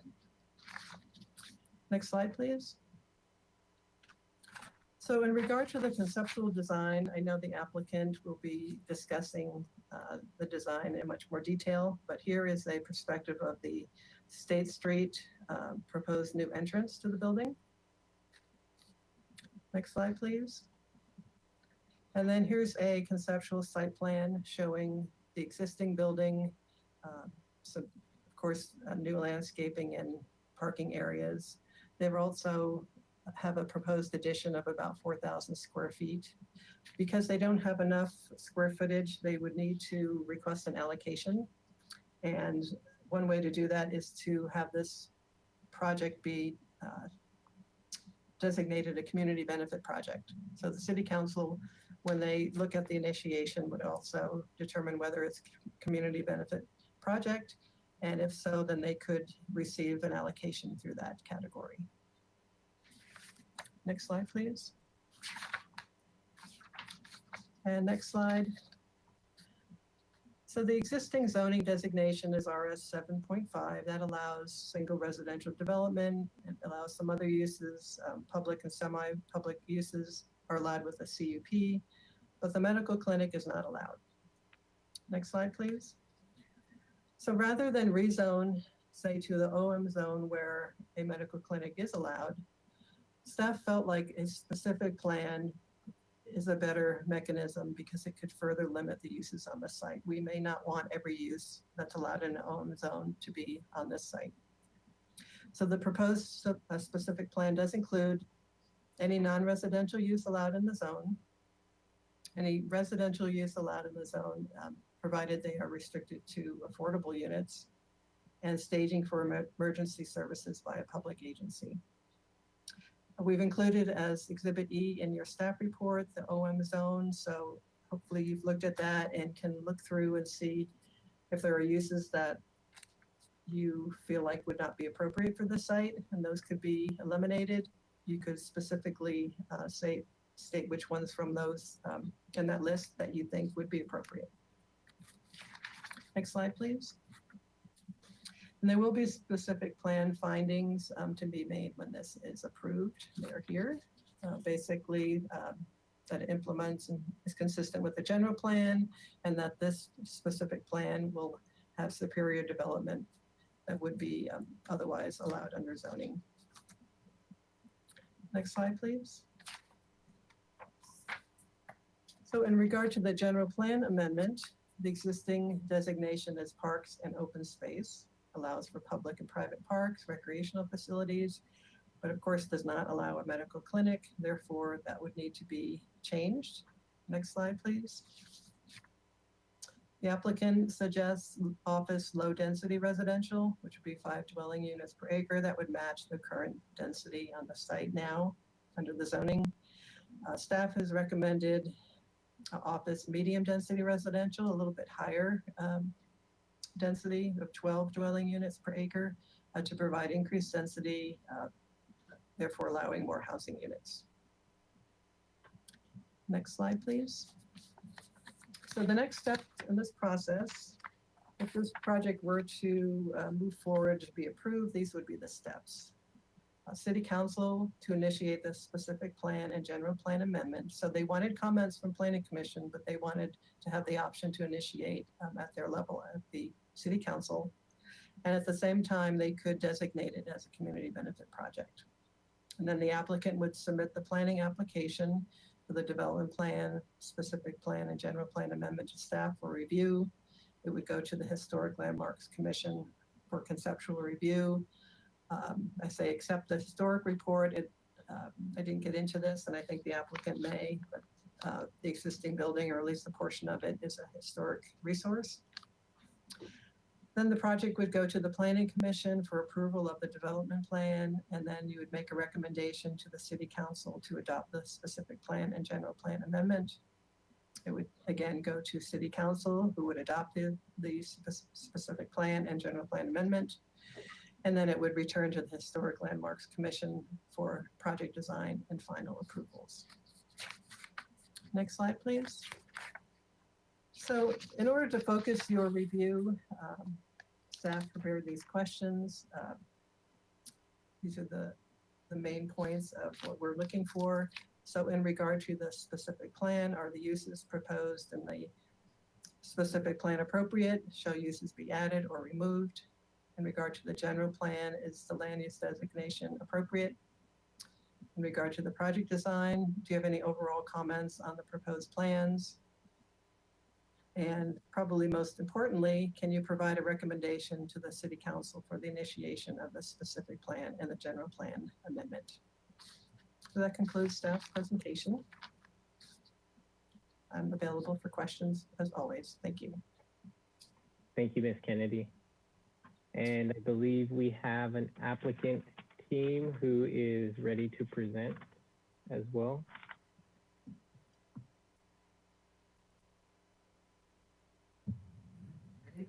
Hello, Ms. Price. Hello. Good afternoon, Vice Chair Escobedo and members of the Commission. I'm Patsy Price, agent for the applicant, American Indian Health and Services. Next slide. Actually, I think we're not quite on the beginning of our slide deck. This looks like the project set, but not our PowerPoint.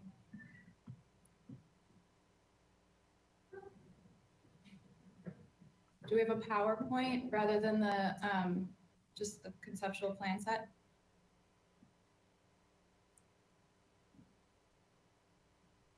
We'll give it 1 second. He's probably pulling up right now. And in the meantime, Ms. Price, if you have colleagues of yours that are with you today, if you could briefly introduce them. Sure.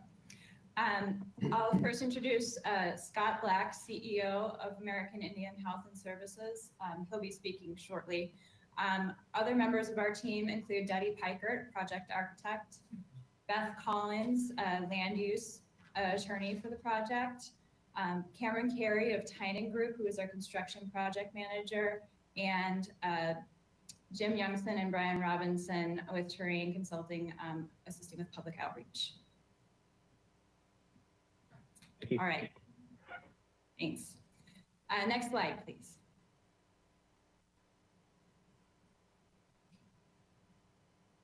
So we're here today because after almost 30 years of serving the Santa Barbara community, American Indian Health and Services is seeking a permanent home at 3237 State Street for its community health clinic. Next slide, please. We've prepared conceptual plans for rehabilitation of the property, which we'll present shortly. We look forward to receiving your comments on those plans. We're also here today, as Kathleen said, specifically to request your recommendation for initiation of a general plan amendment and a zone change in the form of a specific plan, which will allow the community health clinic use to continue after the property transfers out of federal ownership and city land use and zoning designations take effect. In addition to the medical office uses, we're proposing that public agency staging for emergency services be allowed on the site. And to avoid a conflict with state law restricting rezoning of property to disallow housing, we're proposing to maintain housing as an allowed use at the current zone density of 5 units per acre, with the added requirement that if any housing were to be built on the property, it would need to be 100% price restricted affordable. As you'll see in the conceptual plans in a few minutes, we're not proposing to construct any housing at this time, and the site is fully utilized with our conceptual plan for a health clinic. Next slide, please. AIHS has been working for years with the federal government toward acquisition of this property. In December of 2020, IHS and AIHS, that's the Indian Health Service, and AIHS entered into an agreement whereby AIHS would purchase the property at fair market value. In addition, while completing the transfer, AIHS has federal authorization to operate all or a portion of its clinic on the property. Several steps are currently in process to complete the transfer, including this request for a general plan amendment and specific plan to align the land use and zoning with the federally authorized health clinic use. We've laid out our projected processing timeline here for the general plan and specific plan amendment. As you'll see, we're at the beginning of the process right now. We anticipate review of the proposal by the HLC staff, again by your commission and the City Council over the next year. Next slide, please. We project we'll be returning to your commission in the fall of next year for further review of the project after the HLC and staff have reviewed and environmental analysis has been prepared. Next slide, please. So I've already introduced our project team. Now you can see our faces. Next slide, please. Here's the rest of us. Next slide. And I'm going to turn it over now to Scott Black, CEO of American Indian Health and Services, to tell you more about their organization.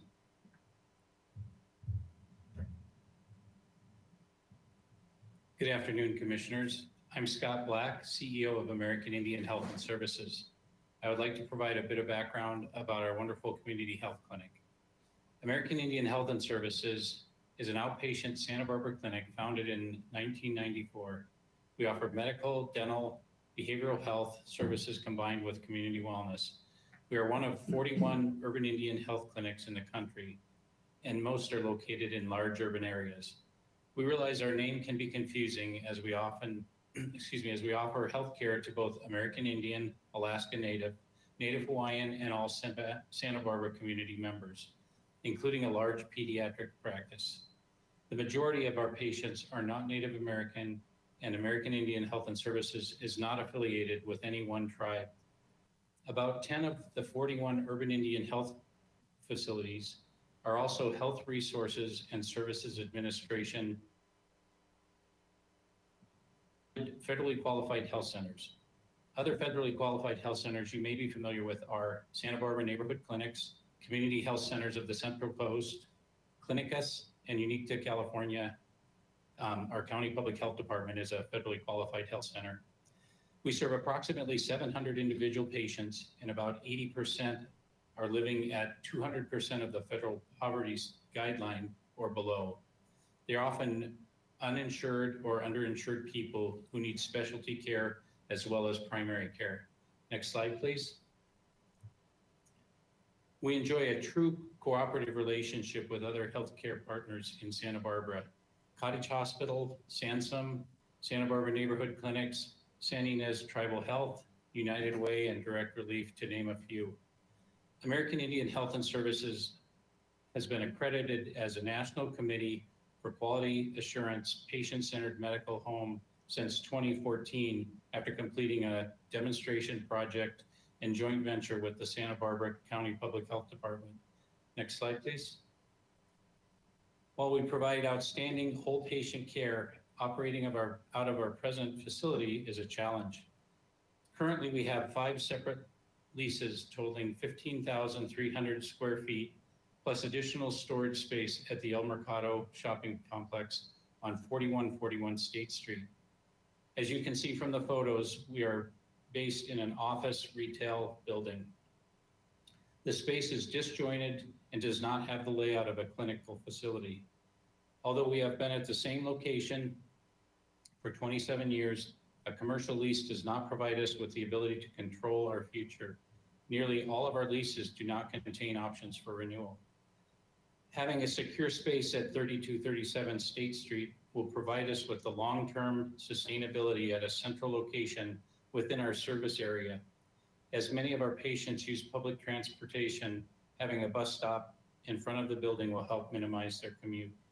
Next slide, please. On this slide, you can find Dr. Leone, a family practice physician, in our pre-pandemic pediatric screening room. She began her career with American Indian Health and Services in 2003. All of our excellent medical providers are board certified and also speak Spanish. In this era of patient-centered care combined with coordinated care management between departments, our providers and patients look forward to being under the same roof, or as we are during this pandemic, in the same outdoor space. You will see in the next slides, nice outdoor spaces, a calming garden or a produce and nutrition garden would be a welcome alternative to waiting on the sidewalk for a visit, testing, or a vaccine. Thank you, and now I go back to Patsy. Thank you. Thank you. Next slide, please. Before we get into the conceptual plans, I'll just briefly go over the history of the 3237 State Street property. During World War II, the property was part of the 46-acre Hoff General Army Hospital. Following World War II, when the hospital was disbanded, next slide, the property was taken over by the U.S. Army Reserve, and Fremont Hall, an Army Reserve Center, was completed in 1956. Next slide. In 2007, the federal government determined that Fremont Hall and the Operations and Maintenance Shop, which is the small building on the east side of the property, were eligible for listing as a National Historic Landmark. The State Historic Preservation Office concurred with this finding. In 2017, the Army declared the property excess, and the federal property disposal process that Kathleen described began. The Indian Health Service requested the property for its Urban Indian Health Program. And in 2020, IHS and AIHS entered into an agreement to transfer the property. The federal government is in the process of preparing a historic structures report and engaging in a consultation process with both the State Historic Preservation Office and the city.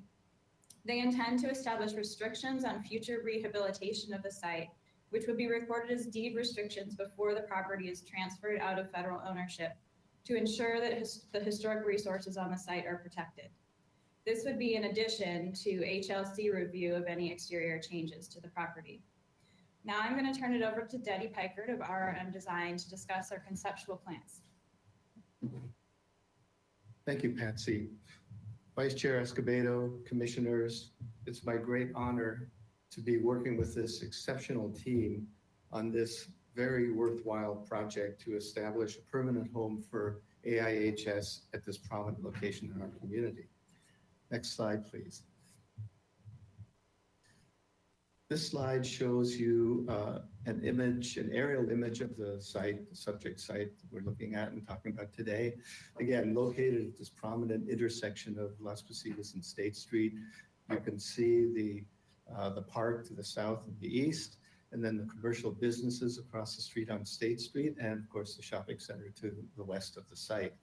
The one thing that really stands out here is the fact that, and you can really see it in this photograph, that this building has been abandoned essentially for the last approximately 12 years. So this is a tremendous opportunity to revisit the use of this site and work towards establishing a permanent home for AIHS to provide much needed community health services. Next slide, please. So this slide shows you a conceptual view of the building, looking from State Street. It basically shows that our intention here at this early stage is to transform this building into the site into a welcoming, open location and facility for the community. You'll see that there are a number of project statistics there, and I'm happy to come back and address any of those items with questions that you may have, but I will point out that the site is approximately 2.5 acres. The building itself will be approximately 21,000 square feet in a single-story building, 4,000 square feet of which would be an addition to the existing building. And then about 26 acres, or 26%, pardon me, of the overall site will remain in open space or be newly landscaped open space. Next slide, please. So this shows you a site plan. And again, we went through quite a process to arrive at the site plan, and with that list of improvements that you see in the legend on the right-hand side. We had several design charrettes with the staff of AIHS, which numbers approximately 90 people. And we went through a process to determine how the building is going to be used and how we're going to enhance and improve the site. And you can see, first of all, that we will be fully utilizing the site. You can see that the parking is going to be completely reconfigured and landscaped in the standards that which we expect here in our community. And then you can also see that area, sort of orangey color hatched, and that's the area that will be adding about 4,000 square feet of additional space. And then the couple of features that I just want to point out specifically is that where you see the number 2, that's the existing main entrance now. And in future, that'll be used as staff entrance. And we'll be establishing a new entrance where you see the number 1 on the screen. And So that will be the main entrance to the building for patients, et cetera. And one of the features that we're really excited about and quite proud of is where you see the number 3, and that is at the kind of juncture of the 2 wings of the building there. We're going to create a large open space courtyard, beautifully landscaped, with some benches and seating facilities that will be able to be enjoyed by the staff, as well as patients who are coming to the site, either from the parking lot side or entering the building from the State Street side. And again, this is a place where patients may wait while they wait for their appointments, or their families may be waiting while members of their family are receiving services inside the building. Again, if you have questions about any of the other features listed on the site, I'd be happy to answer them. Next slide, please. And this slide just shows how we have spent time working through how the site will be utilized and how the AIHS services and facilities will be accommodated in the building. And it just shows you where the different uses will be. And again, on the right, you see that additional space that'll be the dental clinic. You might notice in the middle, there's a dashed line that outlines an area of the building to be removed, where there's a munitions storage space, a couple of storage spaces. And that really opens up the site laterally with a sidewalk that connects all the aspects of the site. Next slide, please. Okay, here I'm going to go walk you through a couple of pictures. This one you've already seen. That's what the building looks like now. The next slide. You saw it in the first slide. Again, our intent is to really make this an open and welcoming campus for the American Indian Health Services and for the community. And again, to emphasize the sort of openness, we're going to be doing a lot of landscaping, new landscaping. In the front, we may be creating a landscape garden space that could be used for gatherings in the future. And you can also see that we'd be adding a bus stop, I should say a bus shelter, where the existing bus stop is located right now. Next slide. So this is a view looking the other way from the eastern end of the building, and to the left of the screen, you can see that that's a portion of the building that was added later in time, I think in the 80s. And that's the location where we're going to locate the new main entrance to the building. So if you look at the next slide, that shows you our intention there, which is to create a prominent entrance, a welcoming entrance with benches and landscaping and gardens up front. And that's where patients will enter the building from State Street side. Next slide. This, again, kind of shows you how this abandoned building looks now in the corner that I was pointing out where the number 3 was on the site plan. And that's the area that we want to transform into this really beautiful garden space and waiting area for the residents. Next slide will show you what that looks like. Yeah, here you can see how we intend to transform that into a really beautiful space here with all the landscaping in the gardens and some healing herbs and that sort of thing. Of course, we'll be creating another garden, as you will see on the site plan, that will provide permaculture and, again, an herb garden and organic produce that can be used by the staff and demonstrating good health practices, et cetera. So that pretty much concludes the presentation of the conceptual drawings. And again, reminding you that this is very early in the process. We'll be going through the entire normal city review process, including Historic Landmarks Commission, and coming back, of course, to Planning Commission and City Council at some point. So next slide, which is the last slide.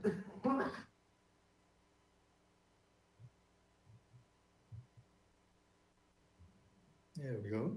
So again, today, the reason we're here is to request that you provide recommendations to the City Council for the initiation of a general plan amendment and a specific plan.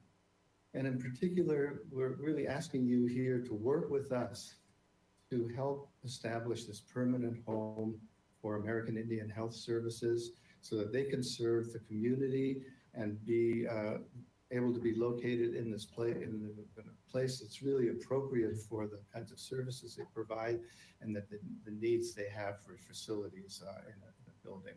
So we're looking forward to any questions that you may have. More than happy to answer. Any member of our team may be available here for your questions. So thank you very much. Thank you. We appreciate it. And with that, I will welcome my fellow commissioners back on camera. I know that Commissioner Bonderson is having some technical difficulties, so she might not be on camera. And Mr. Busk will open up public comment. Do we have anyone from the public that would like to give public comment?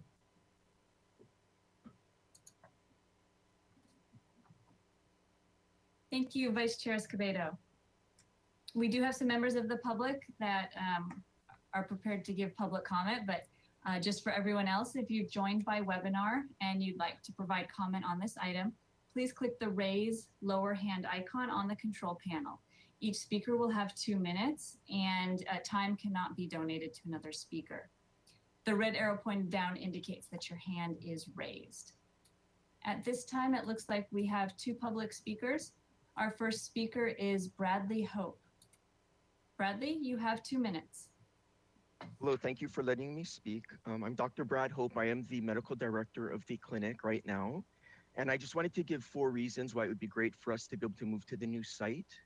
Number 1 is disability access. Right now in the middle of the complex we're at a short, steep hill, and it's difficult for people who have trouble walking to get to our medical clinic, and we're about 50 yards from a bus stop. At the new site, we would have the bus stop right next to the clinic, and it would also be on the same level, so that would be a lot better for patients with disabilities. For reasons number 2 and 3, they have to do with safety and privacy of our patients. So during COVID, we're required to do some testing outside for COVID, and we have patients that we test who have symptoms or don't have symptoms, and we test them in their cars or right in the walkway right in front of the clinic. And it's not ideal to be in a commercial complex where we have people walking around, parking in front of our clinic, asking for directions, and just being in the vicinity and potentially getting exposed. At the new site, it would be a private space, we would have privacy, and it would just be safer for all involved. And so number 4, we have outgrown this space. We've been here for many years. I've been here for over 15 years. When I first got here, we had about 12 employees, and we served about 9,000 patient visits a year at that time. So 15 years later, we're seeing we have over 30,000 patient visits, and we have about 90 employees. So it's a big change. And if we have our own space that's private and we have control over it, it will help us to fulfill our mission, which is to provide quality medical care to our underserved community of Santa Barbara. Thank you. Thank you, Mr. Hope, Dr. Hope. Mr. Busk, our next public commenter.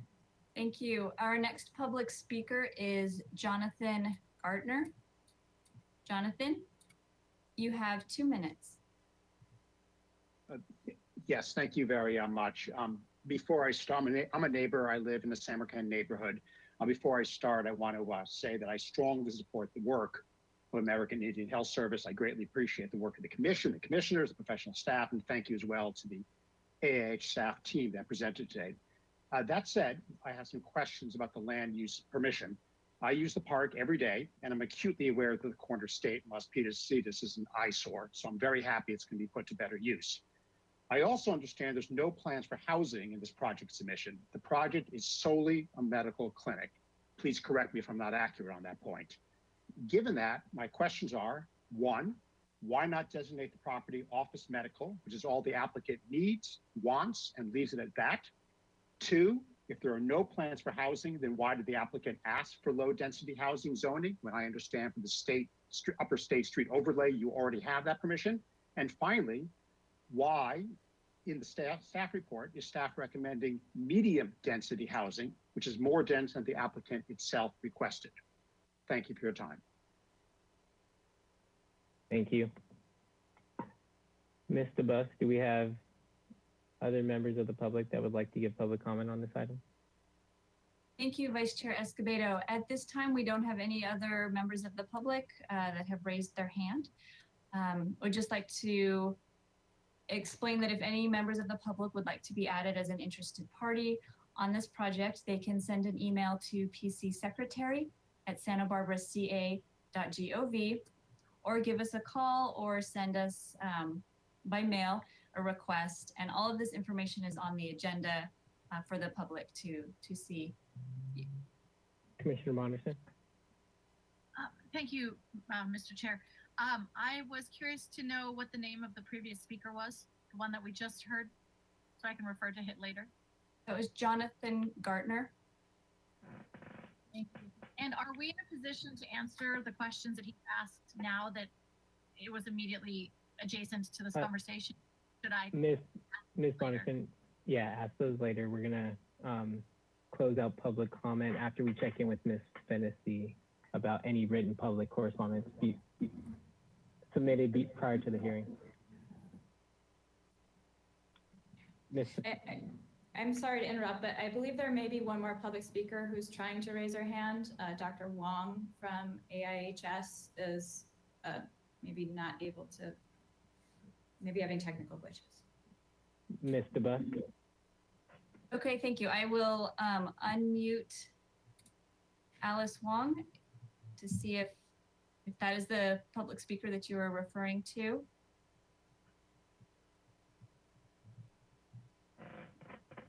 You're self-muted. If you unmute yourself, you have 2 minutes. Okay. Hi, I'm Dr. Huang. Can you hear me now? Yes. Okay. Dr. Huang, I'm the Chief Dental Officer at American Indian Health and Services. And I want to say it's been a kind of blessing to be here in Santa Barbara and provide services for our patients.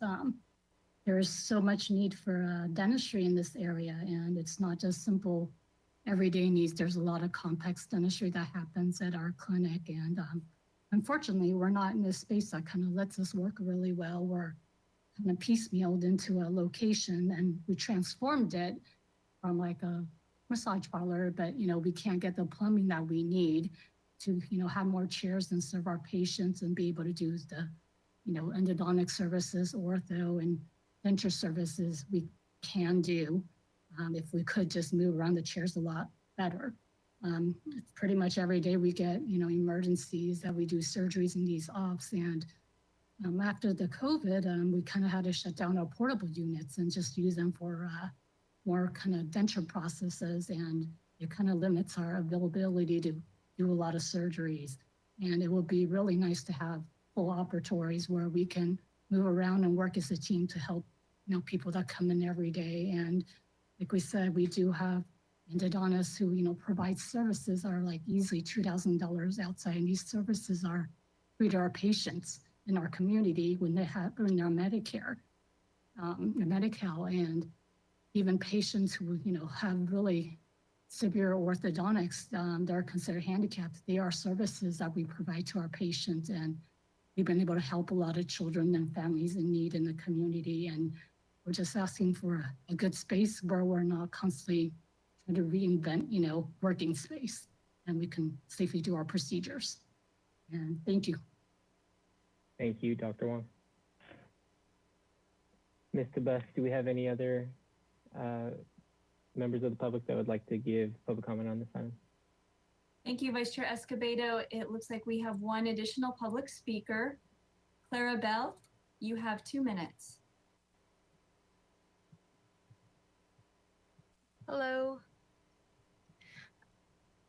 I just wanted to quickly say that I think it's a great project to have the medical clinic in a more accessible and safe area to access healthcare. And it would also beautify that area of the city that I think really needs it. Thank you. Thank you, Ms. Bell.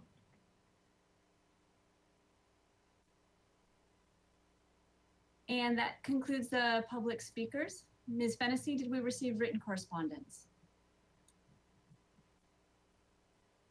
Thank you. We received 7 public comment letters that were distributed to the commission prior to this meeting. Thank you. And we will turn back to the commission for questions for staff or the applicant. Does anyone want to go first? Commissioner Lodge? Thank you, Vice Chair Escobedo. I guess I'm going to say what I think of this project to start with, and I just have one question.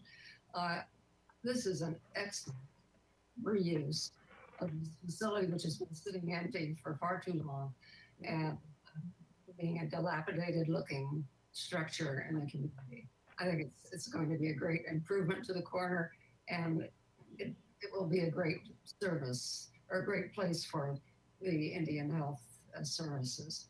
My one question is, why, as someone, public commenter asked, why was the housing density requested so low if housing should be put on the site? I guess that would be for Ms. Price.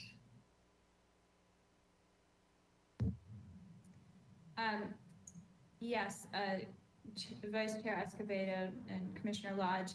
As I indicated in my presentation, AIHS has no intention of constructing housing on the property. As you saw from the conceptual plan, the site is fully utilized for their medical clinic needs. However, we believe that given state law requirements, the property currently has a residential density of 5 units per acre, and a state law restricts the ability to eliminate that or reduce that unless the city identifies an alternative site for it. So that was the reason for our proposal, was just maintaining what is already there rather than a potential conflict with state law. And I would, of course, defer to the city attorney on the legal opinion on. Okay, if I may, I believe the purpose of the specific plan is to provide for the services, the uses that you want to provide, but also, someday down the road, maybe you'll want another location or something else will happen, and there would be, the specific plan will provide for other uses in that case. It doesn't mean that you have to provide housing if it's specified in the specific plan, but it's an alternative if the Indian Health Services no longer uses that site or wants to use that site. But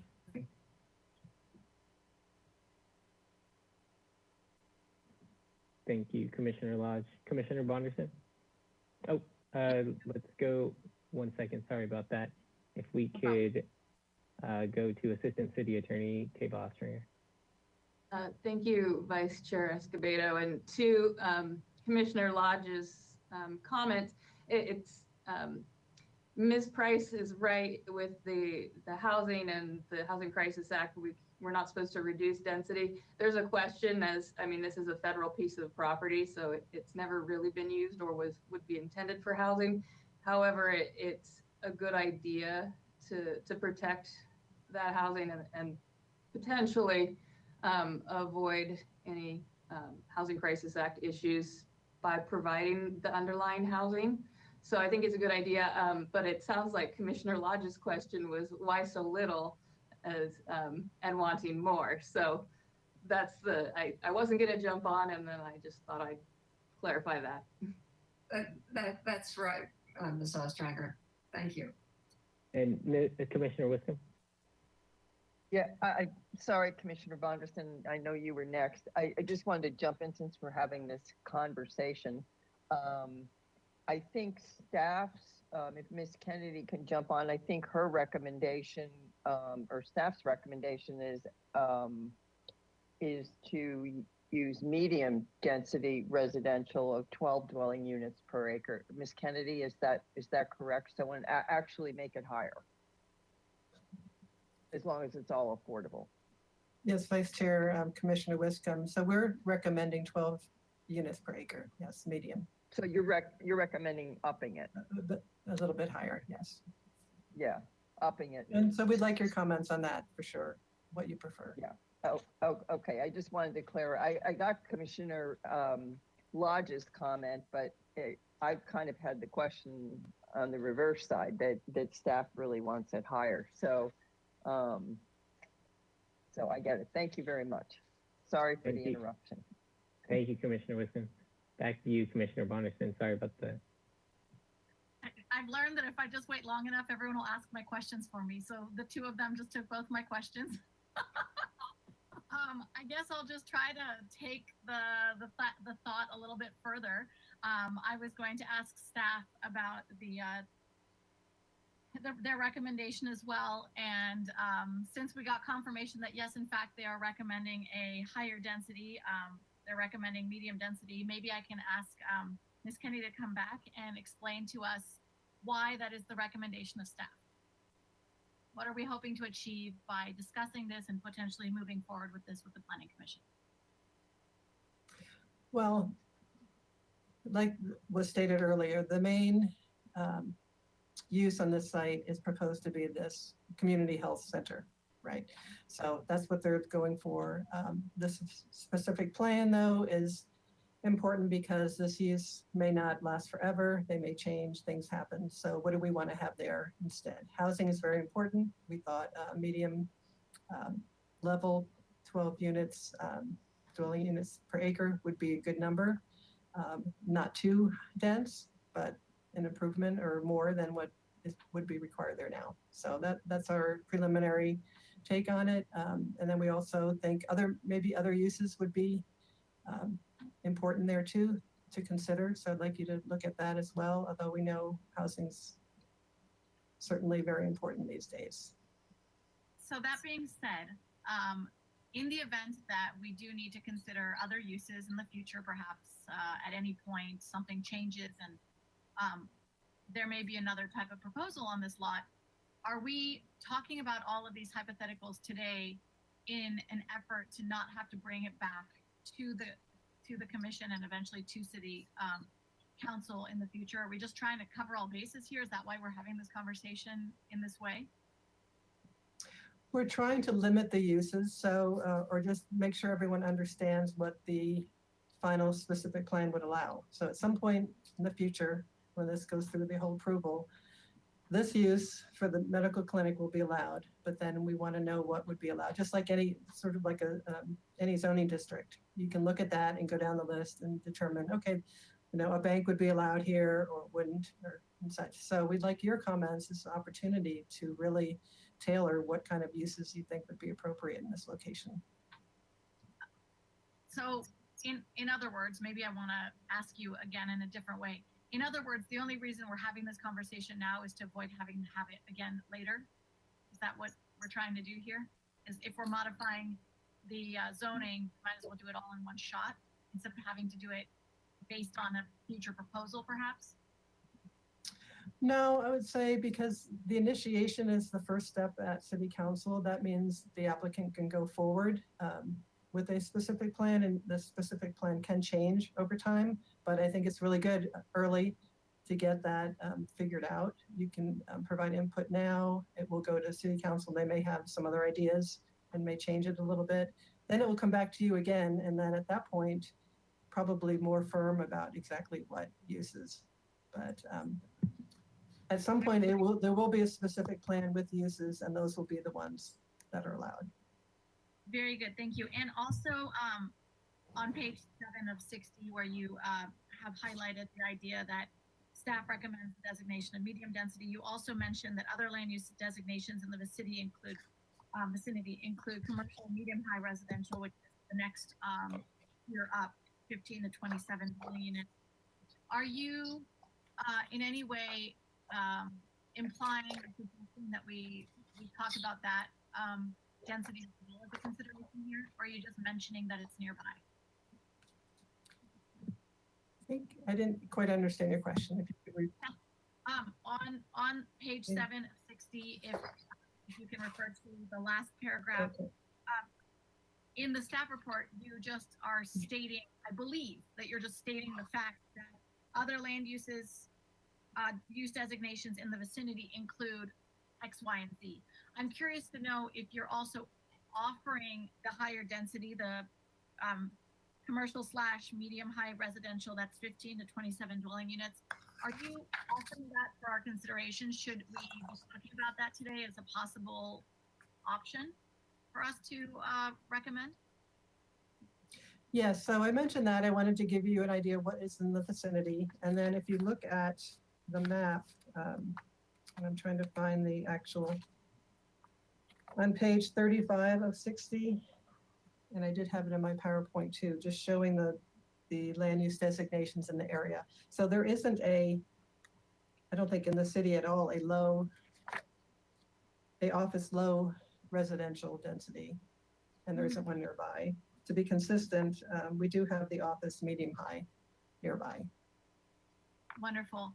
And I'm just gonna plant this out here for my colleagues that I would like to discuss that option of higher density for us to discuss. I noticed, Ms. Price, you wanted to jump in. May I just welcome you to speak? Yes, thank you. I just wanted to clarify the position of AHS as the applicant. Of course, we want to be consistent with state law, and our intent is that is why we included housing at all in the specific plan proposal, but we also don't want to have a proposal that raises controversy, and we have heard from the neighbors that they aren't interested in housing us at this site. Our intention is a health clinic, and so we want to hear from you, but our position is that we are not interested in housing or at a higher density. Thank you. I'm going to take your question and I'm going to refer back to staff for just a moment based on what you just offered us. Has there ever been any inclination that we would consider putting housing on top of this medical structure? Like, do we have that sort of option on this site for this zoning where we might be able to go? I'm not talking about going into community benefit height. I'm just talking about an additional story or two. Is that even an option on the site like this as it is now with the discussion that we're having? Well, it could be possible. So this specific plan, which would be required, you could mix uses, definitely. But it would be owned, this is property that's owned by the American Indian Health and Services. So if they want to, at some point in the future, put housing on top and it's allowed within the specific plan, that could happen, yes. But it's my understanding that they're not interested in that. But that would be something to think about in the future, that that's a potential project down the line. Thank you, and I appreciate that very much. Ms. Price, don't panic. I'm just trying to understand what our options are so that we can make it available if we are having this discussion. Who knows in the future what may be an option, and if this property moves on to someone else, having that available could be something very worthy. So thank you both for allowing me to kind of brainstorm with you here. It's nice to hear what staff has available to us. Back to you, Mr. Chair. Thank you. Thank you, Commissioner Bonderson. Commissioner Wiscombe? Thank you, Mr. Chair. I'd just like Ms. Kennedy to come back on again, please. Just wanted to ask her one question.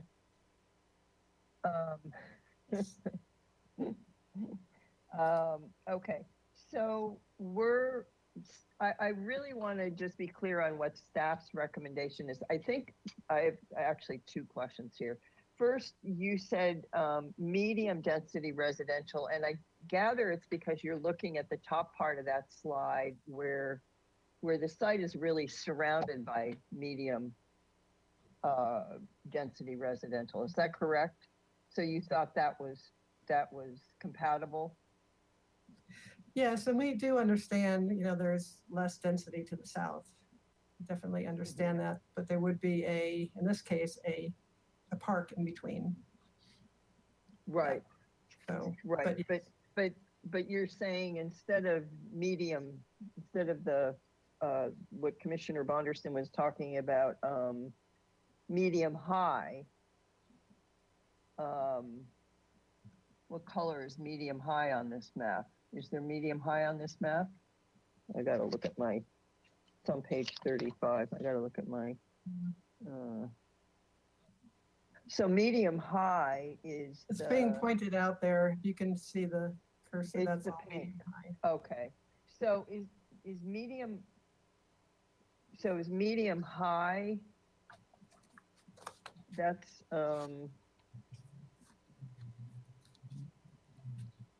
15 to 27 dwelling units per acre, is that right? So the site is really surrounded by medium high.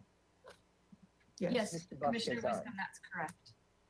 Okay, so if we added that to the specific plan, I'm just trying to get to your logic of why you went to medium as opposed to medium high.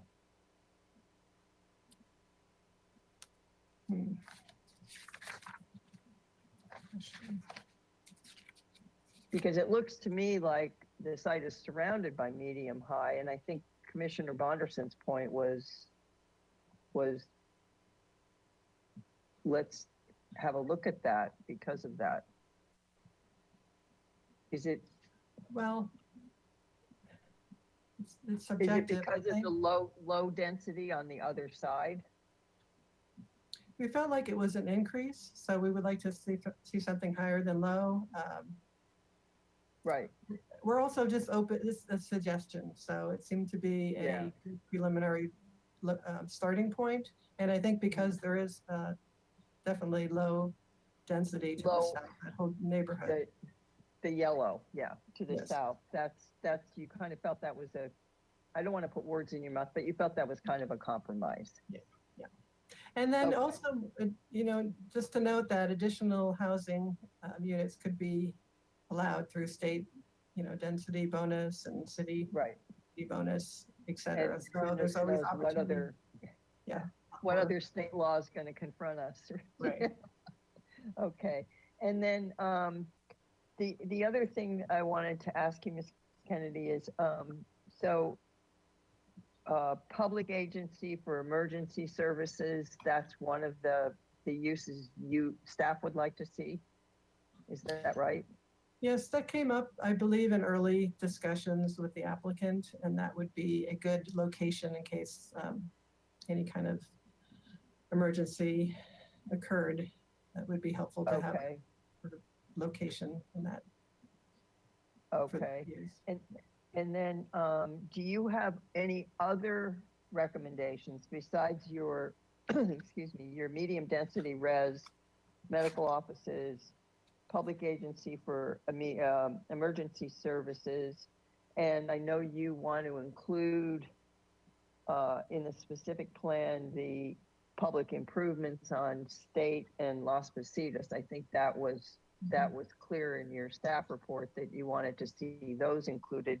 Do you have other uses that are in the OM zone that you think would be appropriate for here, or do you think that this is sufficient for this specific plan? The way it's written, though, I think it includes a lot of the uses in the OM zone because it says non-residential uses that are allowed. So there are many, many in that list. So I think looking at those, and I don't think we want all those to be part of this. There are many, many there. So it would be great to get your feedback on that. Just looking at some of them. A number are only allowed with CUPs. So, I mean, that could stay because it gives another level of review. But mobile home park, trade schools, daycare centers, and things like that. If you really feel like that's not the appropriate location, we could pull those out. Okay. But those are those with automated teller machine, agriculture, Okay, so we should really look at the CUP ones we can cover through review, but it's the A ones, the allowed ones that we really should take a look at. That's really what you're saying here. Is that right? Be Because more they don't important to look at require those that are allowed, yes. The CUP too, though, you could, because you may just want to not feel like that you want to even see that coming before you to look at. Okay. Okay, I think that answers my questions on that. So we should really be looking at your attachment D, which is kind of the language in the specific plan for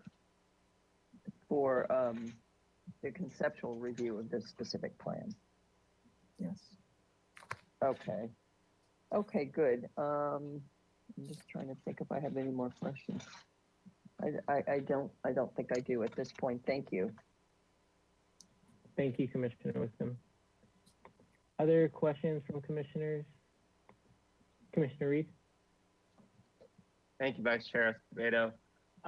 Ms. Kennedy, I think you answered this in Commissioner Wisdom's question, but let's see, I think this is on page 7 of the staff report. It spoke about the applicant's requested general plan amendment, and then it goes on to say that absent this proposal by the applicant, staff would not propose a general plan land use change for this site. Can you clarify that statement for me? Yes, Vice Chair, Commissioner Reed. So this is definitely coming from the applicant. The city recognizes this as parks open space. We have no intention to change it any reason in the near future to do so. So this is not something that we would do on our own. But we are, of course, responding to this applicant and assisting them with this.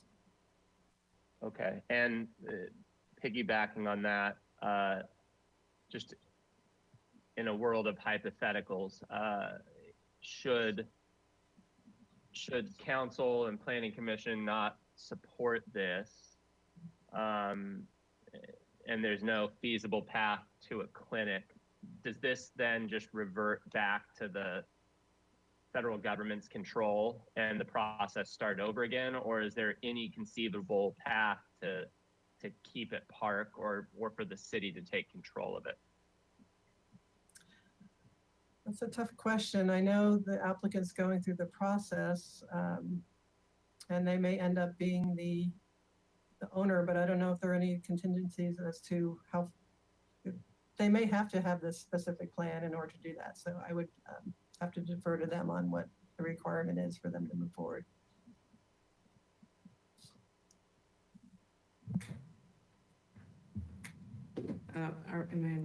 This is Beth Collins. I can speak a little bit to that too, Chair, Commissioner, or Vice Chair Escobedo, Commissioner Reed.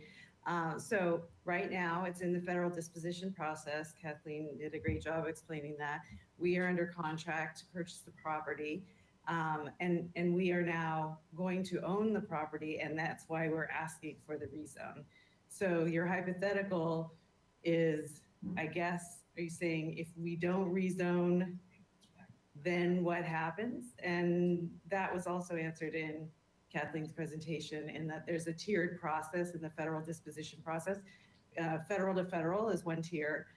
Then next is HUD, McKinney-Vento Act, where there are a variety of uses that it could be, including serving homeless people, for example. And then the next tier down, it would go out of excess property and become, and by the way, in that scenario, it remains federal land. So the city has no zoning or general, although yes, they can put a zoning and general plan designation as they have over these years, but it means nothing while it's in federal ownership. It's only at the transfer to private ownership, which if it comes to us, since we're a private nonprofit. It's out of federal ownership, and that's why your zoning and your general plan designation matters.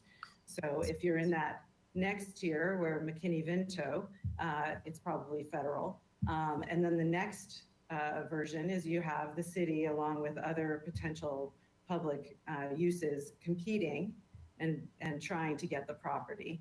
And that's as a surplus property. And then whoever gets it, whether it's the city or whatever other nonprofit, would then be seeking the zoning and the general plan designation if it doesn't match what it is that they want to do. So they would be in exactly the same situation that we are now, unless it's the city and they would be able to do the park use. Did that answer your question? It was a long answer, but hopefully that answers your question. Yeah, I just like for that to be spelled out for the public as much as possible. So thank you. And then Ms. Kennedy, going into some of the OM uses, just wanted to get some clarification. So I've noted a few for discussion. Transitional and supportive housing, effectively bridge housing for the homeless could fall under that category, correct? That's correct. Yeah, okay. And then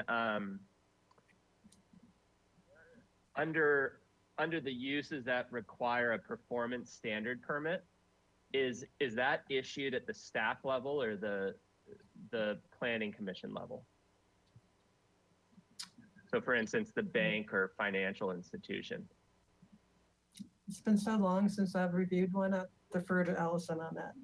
Thanks. Vice Chair Escobedo and Commissioner Reed, that is reviewed by the staff hearing officer. So kind of in between the staff and the planning commission, the staff hearing officer. And that could be appealed to the planning commission. That is correct.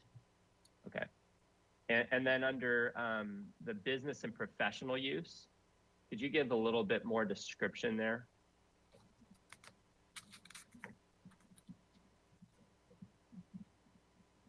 Let's see. Which one are you referring to? Business and professional use. Okay, so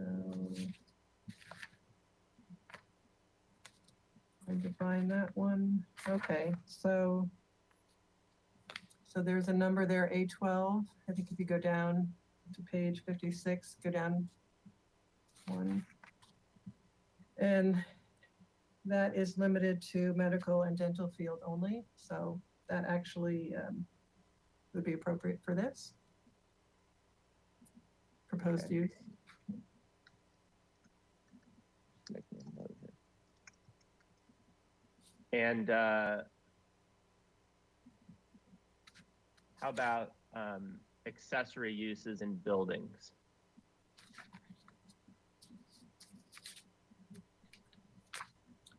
So that's a little further down there. So allowed or with the PSP.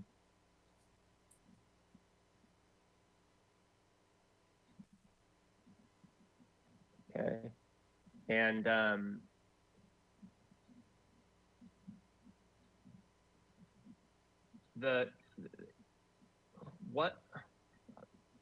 not an expert on cannabis uses. Cannabis cultivation for personal use. So that is allowed in all these uses here on this page under certain restrictions. And again, I'm not also involved in knowing about that very much. So I'd have to refer to that code section. Okay. That's okay. And then lastly, solar energy systems. Is that something more than just solar panels? Is that what is that exactly? I'd have to review that as well. I haven't, as you can see, I haven't gone through each of these in much detail. It looks like it's allowed in all these zoning districts. It may be allowed in all. Okay.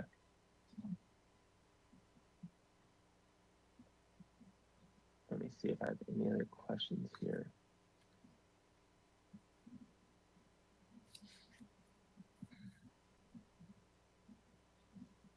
And I was struggling with one of the findings under the specific plan, but the second finding that the proposed development will be superior to development otherwise allowed under conventional zoning.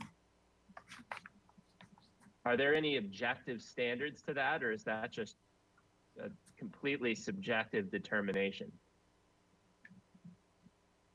That is the finding that you need to make, written the way it is written. Yeah, okay. That's it. Thank you.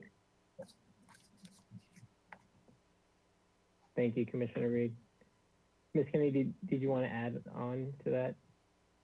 Or, okay, thank you. Any other questions from my fellow commissioners? And I just have one, Ms. Kennedy.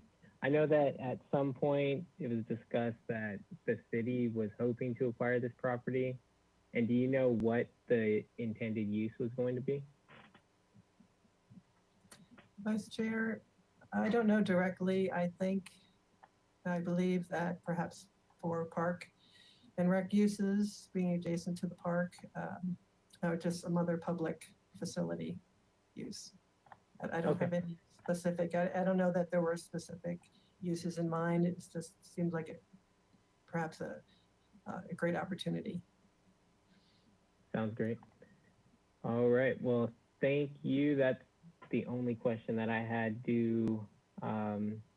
Any other questions from the commission? Oh, wait a second. And I'm not seeing any. Thank you, Ms. Price and the rest of the applicant team. Thank you, Ms. Kennedy. And we will welcome back commissioners for comments. And I believe there's a slide that in Ms. Kennedy's presentation that outlines some questions that staff wants feedback from the commission. Also on page 9 of 60 of the staff packet. Commissioner Lodge? Thank you, Vice Chair Escobedo. Okay. This is an easy one for me. Specific plan, or the uses proposed in the specific plan appropriate? Shall uses be added or removed? I think they're appropriate. I can't think of any that should be added or removed. I would be perfectly happy to see the housing density go to medium high, which allows up to 27 units to the acre. General plan land use designation is appropriate.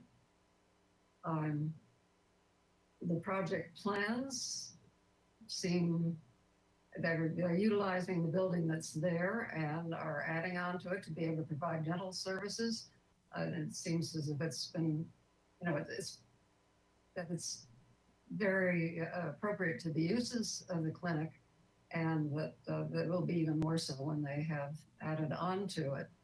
So, there's plenty of parking there, and the gardens that they're proposing, and get rid of some of the pavement is also good. Now, I don't know just what you mean, Ms. Kennedy, when you provide a recommendation to the City Council. I certainly, yes, proceed to go with a specific plan, and it certainly is a community benefit project. And I would certainly recommend that the council move ahead with the requests from the clinic, Dominion Health Services. Anything else you want comments on, Ms. Kennedy?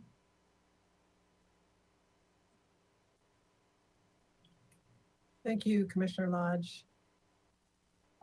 I guess, no, these are great. If these are your comments, that's great. I think if you do want to add or subtract uses, if you've had time to think about that, any of the other commissioners want to do that, that would be appreciated, but that's very good. Just going down the list and letting us know is great. Thank you.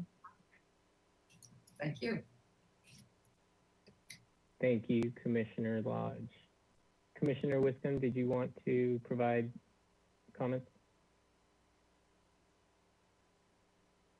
Thank you, Mr. Chair. Yes, I do want to provide comments. I can go with the medium-high residential. I think the specific plan should include the medical offices, medium-high residential, as Commissioner Lodge had mentioned, 100% affordable.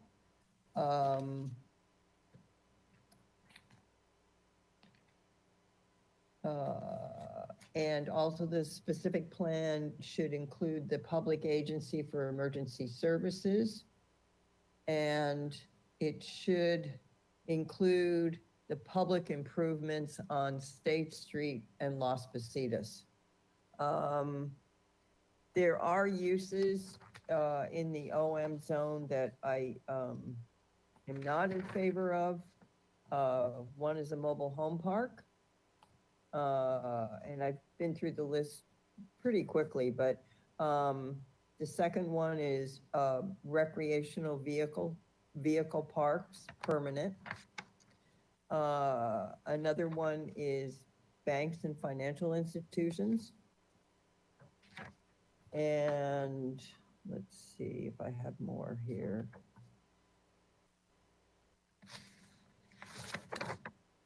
I know Commissioner Reed was talking about cannabis cultivation. I'd cross that off. I haven't looked at that municipal code section, but Ms. Ostranger has a comment on that. Yeah, I just wanted to clarify, under state law, we have to allow a certain amount of personal use, indoor personal use of cultivation for cannabis. So if it's for in a residential unit, we do have our ordinance that outlines the state law, but if it is indoors and it's a residential unit, we have to allow it. So that's why you're seeing that in that zone. Okay, so if we, at some point in time, decades later, went to medium-high res, we'd have to allow this. So we can't cross that off. Correct. Under current state law. Okay, great. I'm glad to have that clarification. And then the other one, Ms. Ostranger, maybe you could come on with this one too. The other one is mobile home. This is mobile homes, recreational vehicles, modular units, individual use, and temporary uses. But there's, again, a number of Santa Barbara municipal codes that are cited here. I'll confess I'm not that up on our mobile home residency law, but okay.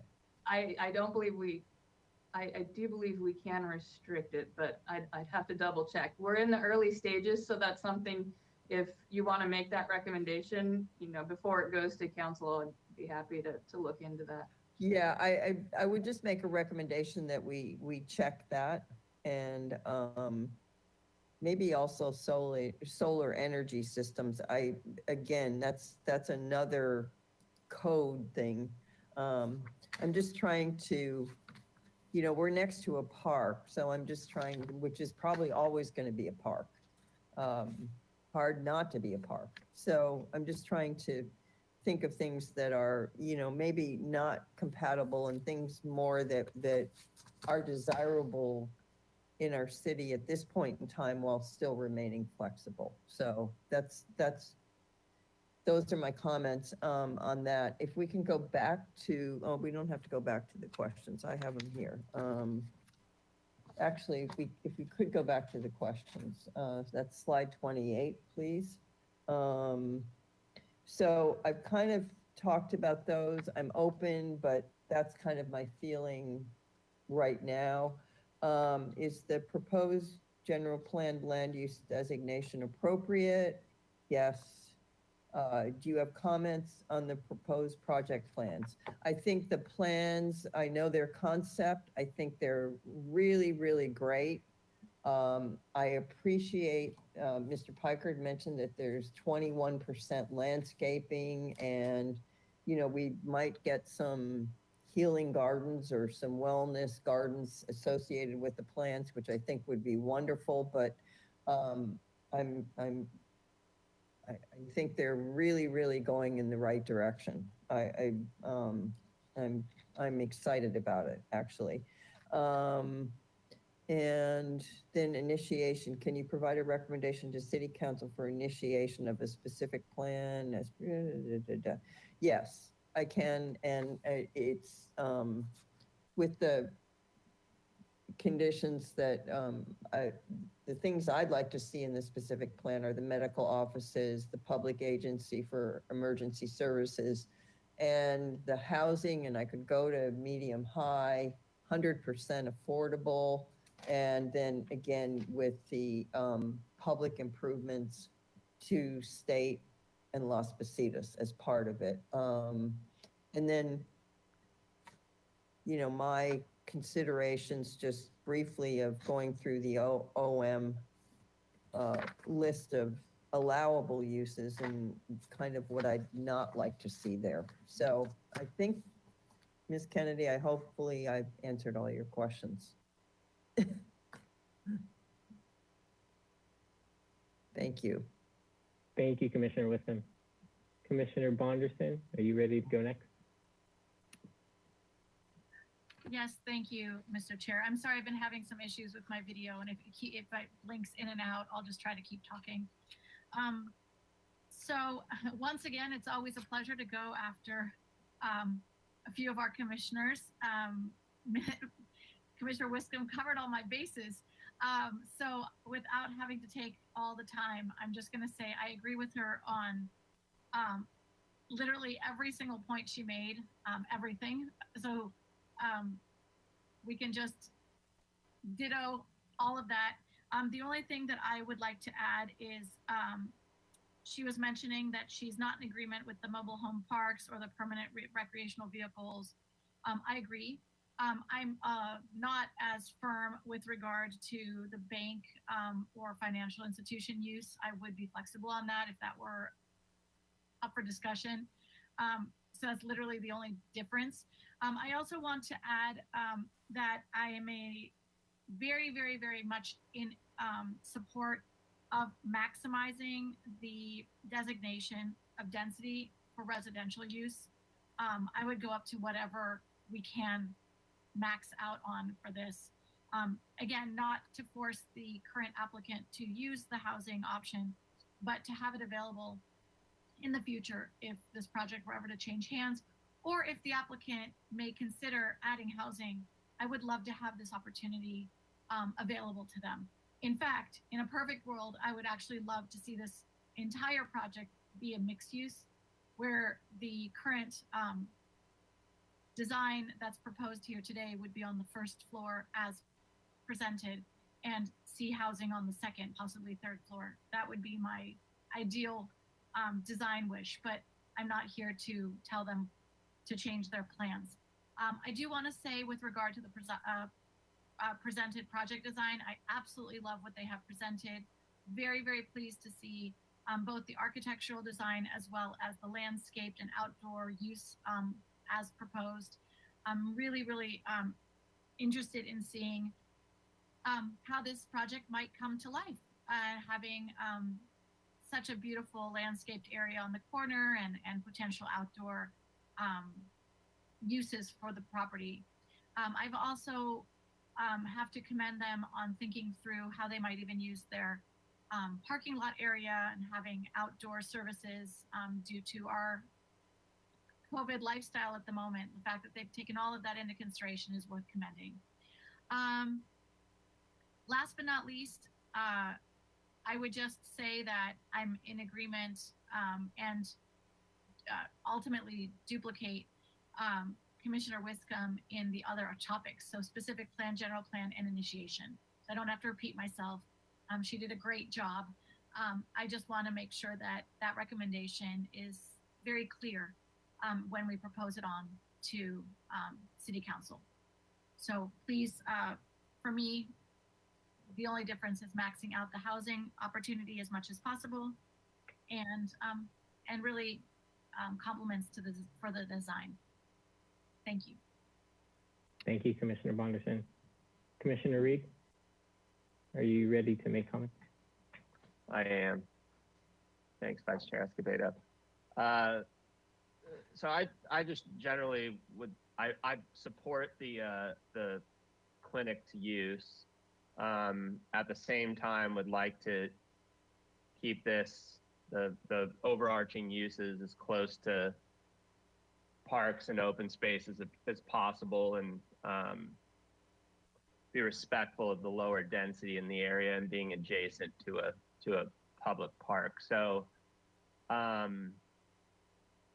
would recommend the low density residential, and I would support restricting the OM uses to park and rec facility, public facilities, medical and dental, and clinic, assuming that covers the use, which I think it does.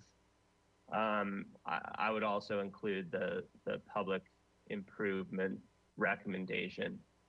I think the project plans are fine at this point. I'm supportive of them. So I would support this general land use designation, and with my suggestions could make this recommendation to council. Does that cover everything, Vice Chair Escobedo? That does. Thank you. Okay. Yep. All right, so I will go through the list and I will say, oh, Commissioner Lodge, did you want to add an additional? Yes. Thank you for letting me interrupt, Vice Chair Escobedo. Of course. I just wanted to say that I agreed with Commissioner Wiscombe's uses that she thought should be deleted from the zoning that currently are allowed under it. And I like the idea that Commissioner Bonderson suggested of adding housing to this project. But and Ms. Ostrander, correct me if I'm wrong, I don't think the Indian Health Agency needs to be concerned if that becomes the zoning that's on the property, because as long as they own the property, whatever that happens on it depends on them. So they don't have to be concerned about that designation, the housing designation being included. Thank you. Ms. Ostrander, you're muted. Of course. Vice Chair Escobedo and Commissioner Lodge, that's correct. They own the property, so they'll determine what housing is on it. Thank you. Thank you. So I will move down this list. I think that the proposed uses are appropriate. The medical offices, the staging for emergency services, definitely in support. I too would like to see a higher density of either medium high or higher density.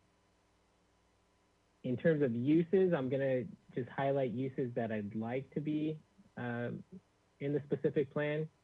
So that would be community care facility for elderly and hospices, daycare center, supportive and transitional housing, college and trade schools.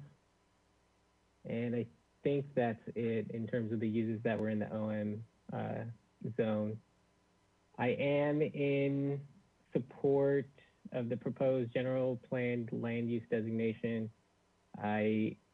The project design, I'm excited about the project design. It's really early on, but all of the comments that Commissioner Wiscombe laid out, I'm fully in support of. I really like the idea of the healing gardens, the additional landscaping, the common area for patients to just wait.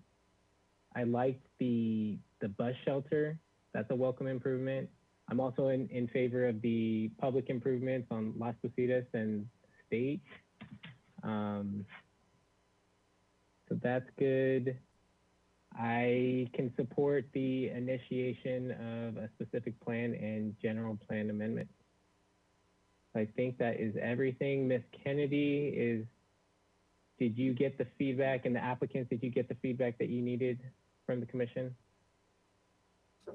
Thank you, Vice Chair. Yes, we have the feedback. There's some disagreement about a couple of things, but we'll make sure we document everything and we forward that to the City Council.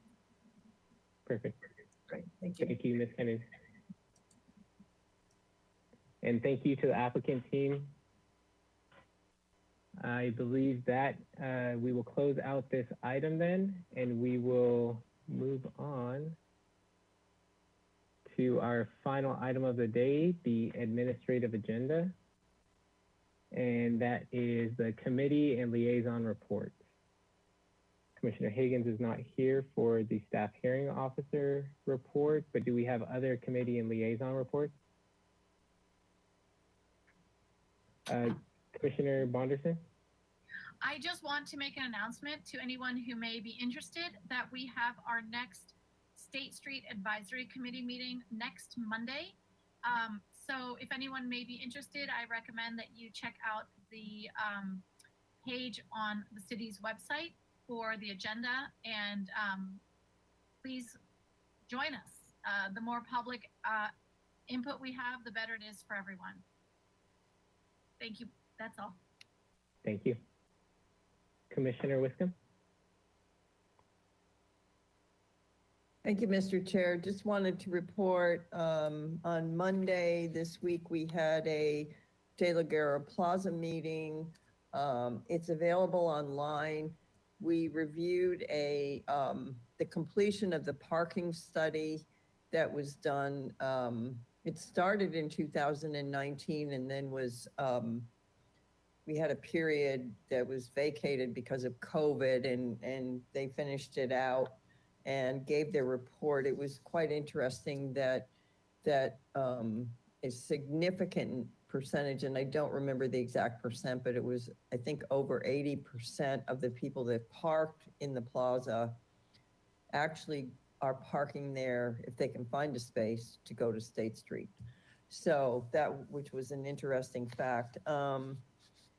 And we looked at a public survey that the city conducted. They had 530 some odd respondents to that. So we reviewed that, and the committee ultimately decided that it's time to send it on to the Historic Landmarks Commission. So that's where it will be next time it's seen. So that's my report. Thank you. That's exciting. Thank you, Commissioner Wiscombe. Any other committee or liaison reports?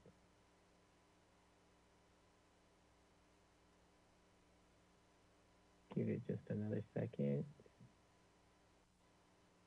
I'm not seeing any, so you snooze, you lose. With that, we will close this meeting. We will adjourn this meeting at 4:58 p.m. Everyone be safe, take care. Thank you, everyone, and have a great weekend. Happy Veterans Day.